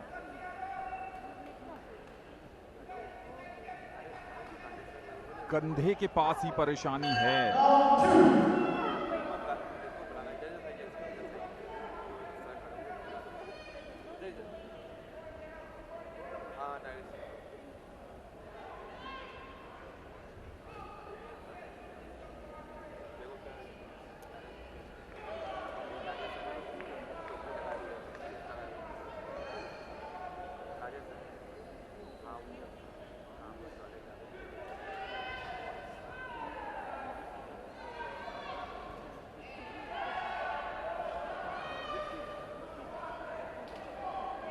खेल कुछ समय के लिए रुक गया है। आप बने रहिएगा दूरदर्शन नेटवर्क पर।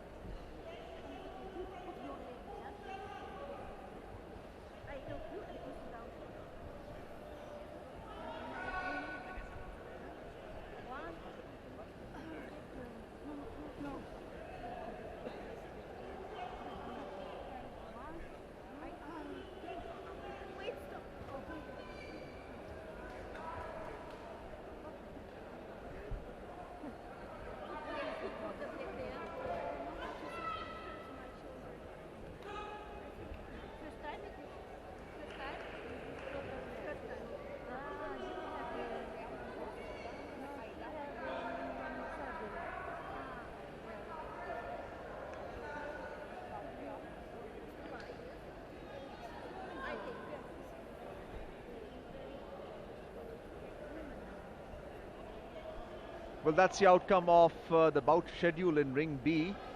While medical attention is being given to Kamara Colette of Mali, the 7th bout in the featherweight category, 54 to 57. And the attempt is by the physician to get her on the stretcher.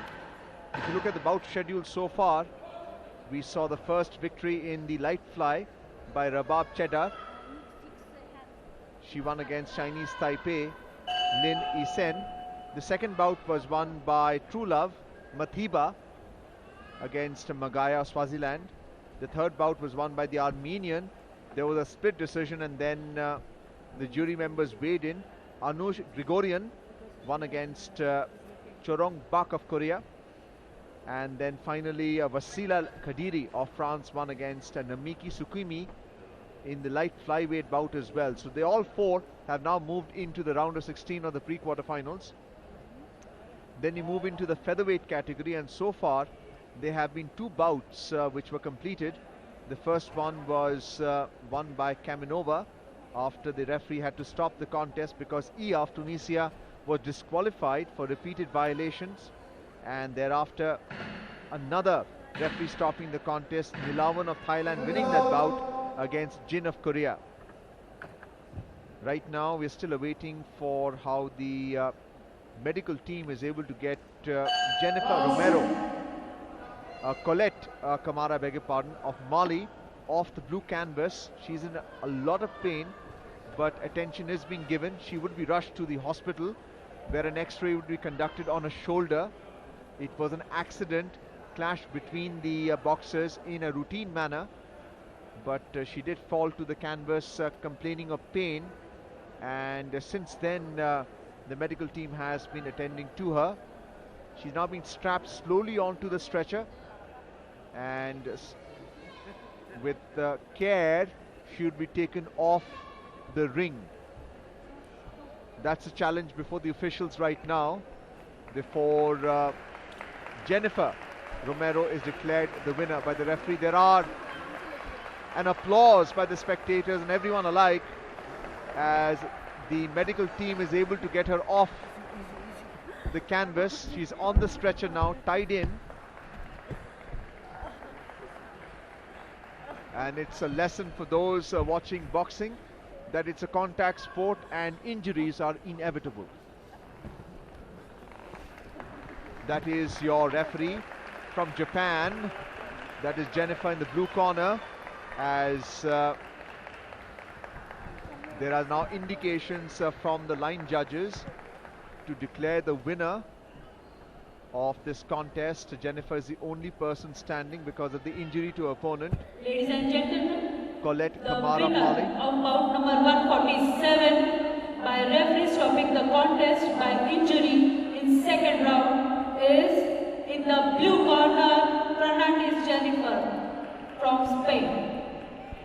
जीत गई हैं, लेकिन ऐसे जीतना नहीं चाहती थी।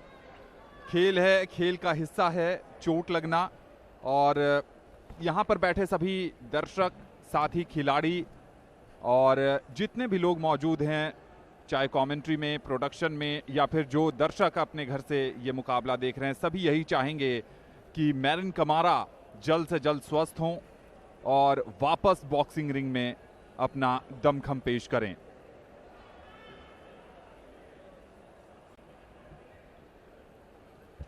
अगला मुकाबला चाइनीज ताइपे की यू टिंग लिन और रोमानिया की नेचीता क्लाउडिया के बीच होना है। चाइनीज ताइपे बनाम रोमानिया का ये मुकाबला, नेचीता क्लाउडिया जो एक मैच जीत चुकी हैं। ऑस्ट्रेलिया, कजाकिस्तान, ऑस्ट्रेलिया के डेविड इवांस, कजाकिस्तान के कायरट, चेक गणराज्य के स्टानिस्लाव, इजिप्ट के मोहम्मद कमाल और ट्यूनीशिया के हेल्मी सासी, ये हैं 5 जजेस इस मुकाबले के।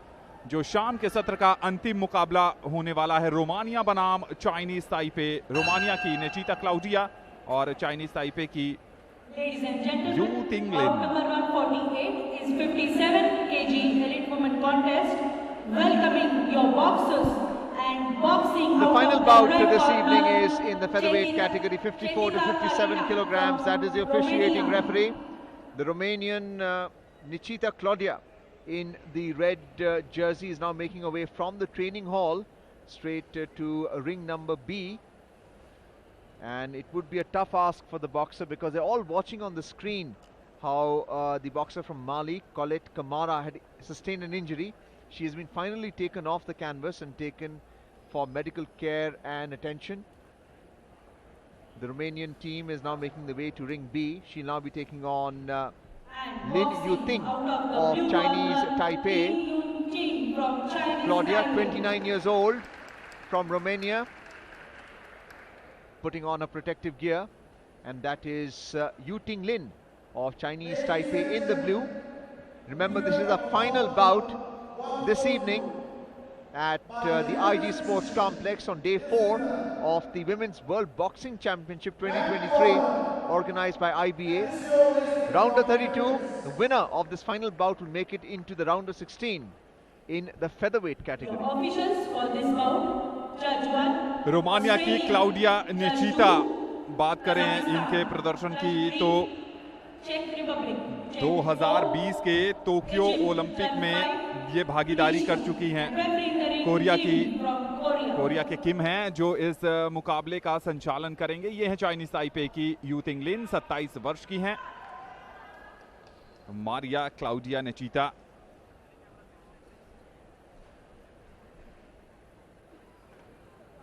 ये हैं किम जो इस मुकाबले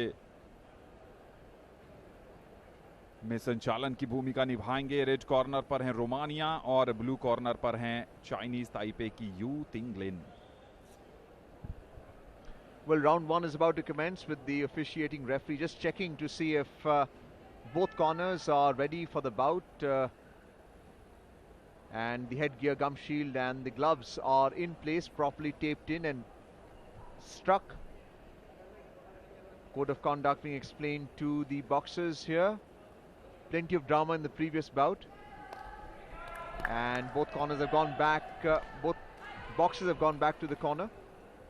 Round 1 is about to commence, of 3 minutes duration, waiting for the timekeeper, and that's the commencement of round 1. Immediately the Romanian boxer, confident, looking to use the combination punches as she gets close. Nechita, again a left hook, and Lin of Chinese Taipei caught a little off guard by the speed of Nechita. Once again the combination punches not connecting, targeting the head and the torso. The Romanian intent is very clear, looking to check her advance by jab. That's what we're seeing from Lin of Chinese Taipei in the blue, looking to advance as well, and probably connected one punch. This time looking to weave. Nechita of Romania in the red, more compact but unable to come close enough. This time we're seeing a clinch here and an attempt of an uppercut, but that's what happens when you're in the clinch, as they are right now. It's another tactic to ward off the blow as well. 1 minute 40 seconds to go. लेकिन नेचिटा Claudia की बात करें तो बहुत लंबी चढ़ाई चढ़नी पड़ेगी, चूंकि जो मुक्केबाज हैं चाइनीज ताइपे की यू तिंग लिन 2022 यानी पिछले वर्ष जो इस्तांबुल में विश्व मुक्केबाजी चैंपियनशिप हुई थी वहां की स्वर्ण पदक विजेता हैं। 2018 में दिल्ली आई थी विश्व मुक्केबाजी चैंपियनशिप में और वहां भी स्वर्ण पदक जीत कर गई हैं दिल्ली से। ये है खेमा रेड कॉर्नर का, 2 बार की स्वर्ण पदक विजेता हैं विश्व मुक्केबाजी चैंपियनशिप में यू तिंग लिन। 2018 और 2022, 2019 में ब्रॉन्ज मेडल जीता था। 2018 के जकार्ता एशियाई खेलों के भी ब्रॉन्ज मेडलिस्ट हैं। लेकिन यहां पर क्या कमाल का राइट स्ट्रेट लगाया है यहां पर नेचिटा ने, क्या उलटफेर की तरफ बढ़ रही हैं। बढ़िया प्रदर्शन नेचिटा का अब तक रहा है। एशियन चैंपियनशिप 2017 की गोल्ड मेडलिस्ट हैं Yu Ting Lin, 2019 Bangkok Asian championship के गोल्ड मेडलिस्ट हैं। ये है रेड कॉर्नर यानी रोमानिया की नेचिटा। क्या एक उलटफेर की तरफ ये मुकाबला जा रहा है। 2 बार की स्वर्ण पदक विजेता महिला विश्व मुक्केबाजी चैंपियनशिप में यू तिंग लिन, यहां पर कमाल का प्रदर्शन नेचिटा का। नेचिटा ने अब तक चारों खाने चित कर रखा है। यू तिंग लिन को कहां पर भारी पड़ रही हैं ये समझेंगी जब तक पहला राउंड, तो शायद नेचिटा के नाम चला जाएगा, इसमें कोई दो राय लग नहीं रही हैं। लेकिन जजेस क्या सोचते हैं ये बताने वाली बात होगी। ब्रेक की तलाश में है। एक बार पंच कनेक्ट कर दिया है। इस बार पंच आता हुआ ब्लू कॉर्नर से यू तिंग लिन का जबरदस्त राइट स्ट्रेट। एक और राइट स्ट्रेट बिल्कुल जब बजर बजा है तब आया है। लेकिन क्या जो शुरुआत में पंचेस की बौछार लगाई थी वहां पर नेचिटा क्लाउडिया ने, उसने क्या जजेस को प्रभावित किया है। 2 बार की स्वर्ण पदक विजेता यू तिंग लिन। देखिए स्प्लिट डिसीजन आया है और स्प्लिट डिसीजन आया है चाइनीज ताइपे की तरफ से। रोमानिया की नेचिता क्लाउडिया, जो लग रहा था कि मुक्के बरसा रही हैं, सिर्फ एक जजेस ने उनके पक्ष में निर्णय दिया है। रिप्ले में जरूर देखना होगा कि तो लिन ने अपने अनुभव का फायदा उठाया है समय पर। ये देखिए राइट स्ट्रेट बिल्कुल सही, लेकिन अर्जुन पंचेस तो नेचिता क्लाउडिया ने भी जड़े थे। यहां पर देखिए ये बिल्कुल सटीक निशाने पर, और रेफरी ने थोड़ी सी वहां पर लीनियंसी दिखाई, नहीं तो स्टैंडिंग 8 काउंट हो सकता था उस पंच के बाद। Well, it's a technical decision that the line judge has to make, and again it's based on the opinion. Remember, we have a camera angle and we have to look at the quality of the blow. Once again, grasped in a clinch here.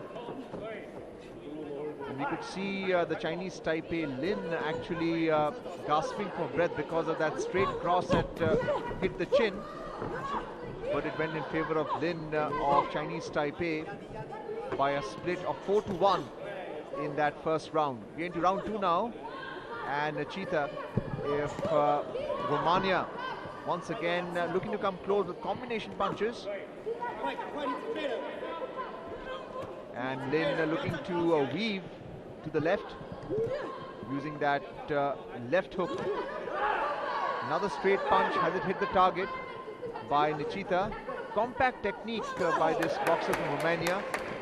Another clinch there. So we're seeing Lin, who is tactically superior, but technically Nechita has a good approach. Uses the jab and the straight cross, and she's connected this time round. Plenty of power in her punches. Again, who dominates the contest? We've seen boxers come back after losing the first round. We have seen the reversal, in fact, in the bout earlier of Grigoryan of Armenia. She defeated a Korean counterpart. And over here, Nechita, Romania, attempting to do the same. Once again, wild punches in the air. Right and left hook. 1 minute, 20 seconds to go in this second round. And Lin this time looking to clinch. It's a sign of fatigue setting into the Chinese Taipei boxer. जी हाँ, ये है red corner का खेमा। नेचिता भारी पड़ रही हैं, लेकिन अंकों में तब्दील नहीं कर पा रही हैं अपने पंचेस को। यहाँ पर यू तिंग लिन, जैसा कि हमने आपको पहले बताया, शायद एक और अंक कटेगा यहाँ पर नेचिता का। बिल्कुल उनके पक्ष में ये नहीं गया है। पंच जड़ा जरूर है, नेचिता ने प्रभावित कर रही हैं। एक लेफ्ट जैब भी कनेक्ट किया था, लेकिन जो काउंटर पर यू तिंग लिन का प्रहार है वही अंक दिलाने में भूमिका निभा रहा है। 2022 की गोल्ड मेडलिस्ट, 2018 विश्व चैंपियनशिप की गोल्ड मेडलिस्ट, कमाल का प्रदर्शन रहा है। और यहाँ आई हैं गोल्डन हैट्रिक लगाने महिला विश्व मुक्केबाजी चैंपियनशिप में। 2 स्वर्ण पदक, पहले से ही नाम, तीसरे स्वर्ण पदक की उम्मीद लेकर आई हैं। लेकिन नेचिता क्लाउडिया की अगर हम बात करें तो वो क्या उनके राह में रोड़ा बनेंगी? अभी तक ऐसा लग नहीं रहा है। कमाल का प्रदर्शन जरूर रहा है नेचिता का, लेकिन बीच बीच में सटीक पंचेस जड़ दे रही हैं वहां पर यू तिंग लिन। हो गया है दूसरा दौर भी समाप्त, आएगा स्कोर, और ऐसा लग नहीं रहा है कि नेचिता इस दौर में भी कोई बड़ा उलटफेर कर पाएंगी। जी हां, ब्लू कॉर्नर के पक्ष में ही ये मुकाबला जाता दिख रहा है। यूनानिमस हो गया है अब ब्लू कॉर्नर। 19-19 की बराबरी आई है ऑस्ट्रेलियन जज की तरफ से, लेकिन वो जब 4-0 है तो यूनानिमस ही है। और नेचिता क्लाउडिया के लिए बहुत कुछ बचा नहीं है इस मुकाबले में, जब तक वो कोई नॉकआउट पंच या कोई अपर कट नहीं लगाती हैं, इतनी धारदार, इतने जन्नाटेदार कि चारों खाने चित हो जाएं। यू तिंग लिन आसान नहीं होता है अर्जुन। 2 बार की विश्व चैंपियनशिप की स्वर्ण पदक विजेता हैं, अनुभव है, बड़े मुकाबले खेलने में महारत हासिल है, और नेचिता क्लाउडिया को अपने लगभग चक्रव्यूह के जाल में फंसा लिया है यू तिंग लिन ने। Well, it's a close contest, and Nechita would be trying again. This time the third round has commenced, and Lin of Chinese Taipei, taller of the two, using a long reach to her advantage. Nechita looking to come close, in-fighting technique. Using the left jab and that right cross again, not connecting to the target. And that's what happens when you have an approach of rushing in instead of using footwork and gradually moving closer to your opponent. Round 3 in progress between Nechita of Romania in the red and Lin of Chinese Taipei in the blue. And combination punches there by Nechita. Again a counter by Lin. Again the target area is a face, which is your chin and the nose area. And if you're not hitting the target, the line judges will not rule in your favor. This time uppercuts to the rib area and the torso, but not to the face by Nechita in the red. These are your spectators, participants watching the proceedings. This time a left jab connecting, clinching by Nechita. And one senses that the Romanian is a little tired right now. She has rushed in. All 3 rounds have been aggressive.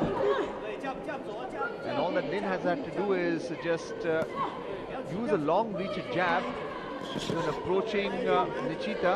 And she's picked up points as a result of that approach. It will require a very dominating bout on the part of Nechita to overturn the view of the judges right now. Still has a minute to go to make this final bout count in her favor. Plenty of action in this evening session. We are in the featherweight bout, 54 to 57 kilogram, round of 32. The winner makes it to the pre-quarterfinals, round of 16. 45 seconds to go. Does Nechita have enough fuel in the tank, energy, endurance to continue that aggressive approach? And Lin doing well to ward off the blows. She has a shell guard when it's required.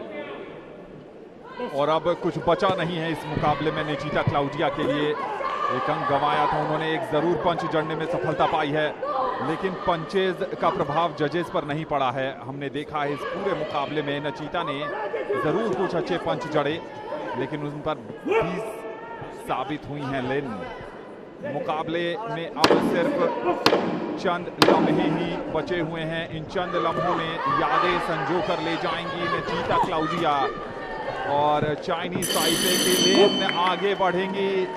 ऐसा लग रहा है क्योंकि 2 दौर में जिस ढंग से यूनानिमस तरीके से मुकाबले पर छाई हुई हैं, उससे इस बात की ज्यादा संभावना है कि 2 बार की विश्व मुक्केबाजी चैंपियनशिप की स्वर्ण पदक विजेता यू तिंग लिन जरूर आगे बढ़ेंगी और रोमानिया की नेचीता का सफर यहीं समाप्त होगा। पहला मुकाबला उन्होंने जीता था, आज वो इस विश्व चैंपियनशिप में अपना दूसरा मुकाबला खेल रही हैं। आज दिन उनका नहीं था, पर उनके खेल में बहुत ज्यादा कमी देखने को मिली नहीं। एक के बाद एक पंचेस जड़े उन्होंने, सटीक निशाने पर भी जड़े, लेकिन जब ओपोनेंट बहुत ज्यादा प्रभावी हो, बहुत शानदार हो, तो फिर आपके पास जरूर कुछ करने को ज्यादा बचता नहीं है। वेल डन नेचीता, लेकिन देखना होगा, अभी आधिकारिक परिणाम आया नहीं है, इंतजार है। Ladies and gentlemen, the winner of bout number 148 by split decision is in the blue corner. Split में जीती है यू तिंग लिन, कम से कम यूनानिमस ढंग से नहीं हारी। देखिए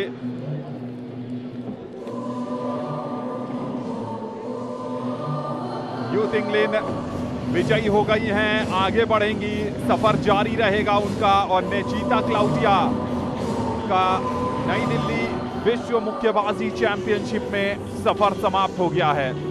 वेल डन यू तिंग लिन।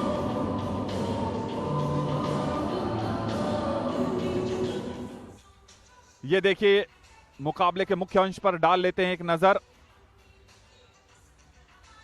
ज्यादातर हवाई फायरिंग नेचीता की तरफ से आई है और जो डिफेंस था वो यू तिंग लिन का बढ़िया डिफेंस।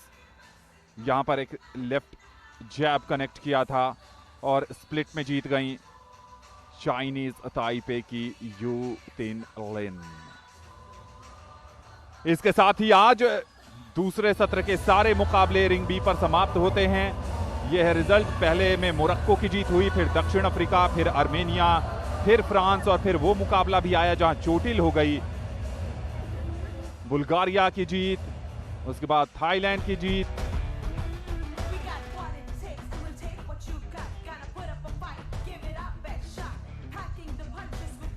और यहां पर स्पेन की जेनिफर फर्नांडिस रोमारियो ने जीत दर्ज की थी। माली की मुक्केबाज कमारा चोटिल हो गई थी और अब चाइनीज ताइपे की यू तिंगलिन ने नेचिता क्लाउडिया को हराकर आगे बढ़ी हैं। इस सूचना के साथ कि आज के लिए फिलहाल इतना ही। कल आपसे एक बार फिर नए एक्शन के साथ लाइव कवरेज के साथ उपस्थित होंगे। तब तक मुझे यानी आनंद श्रीवास्तव और मेरे साथी कमेंटेटर अर्जुन जे चौधरी को दीजिए अनुमति। नमस्कार, आभार।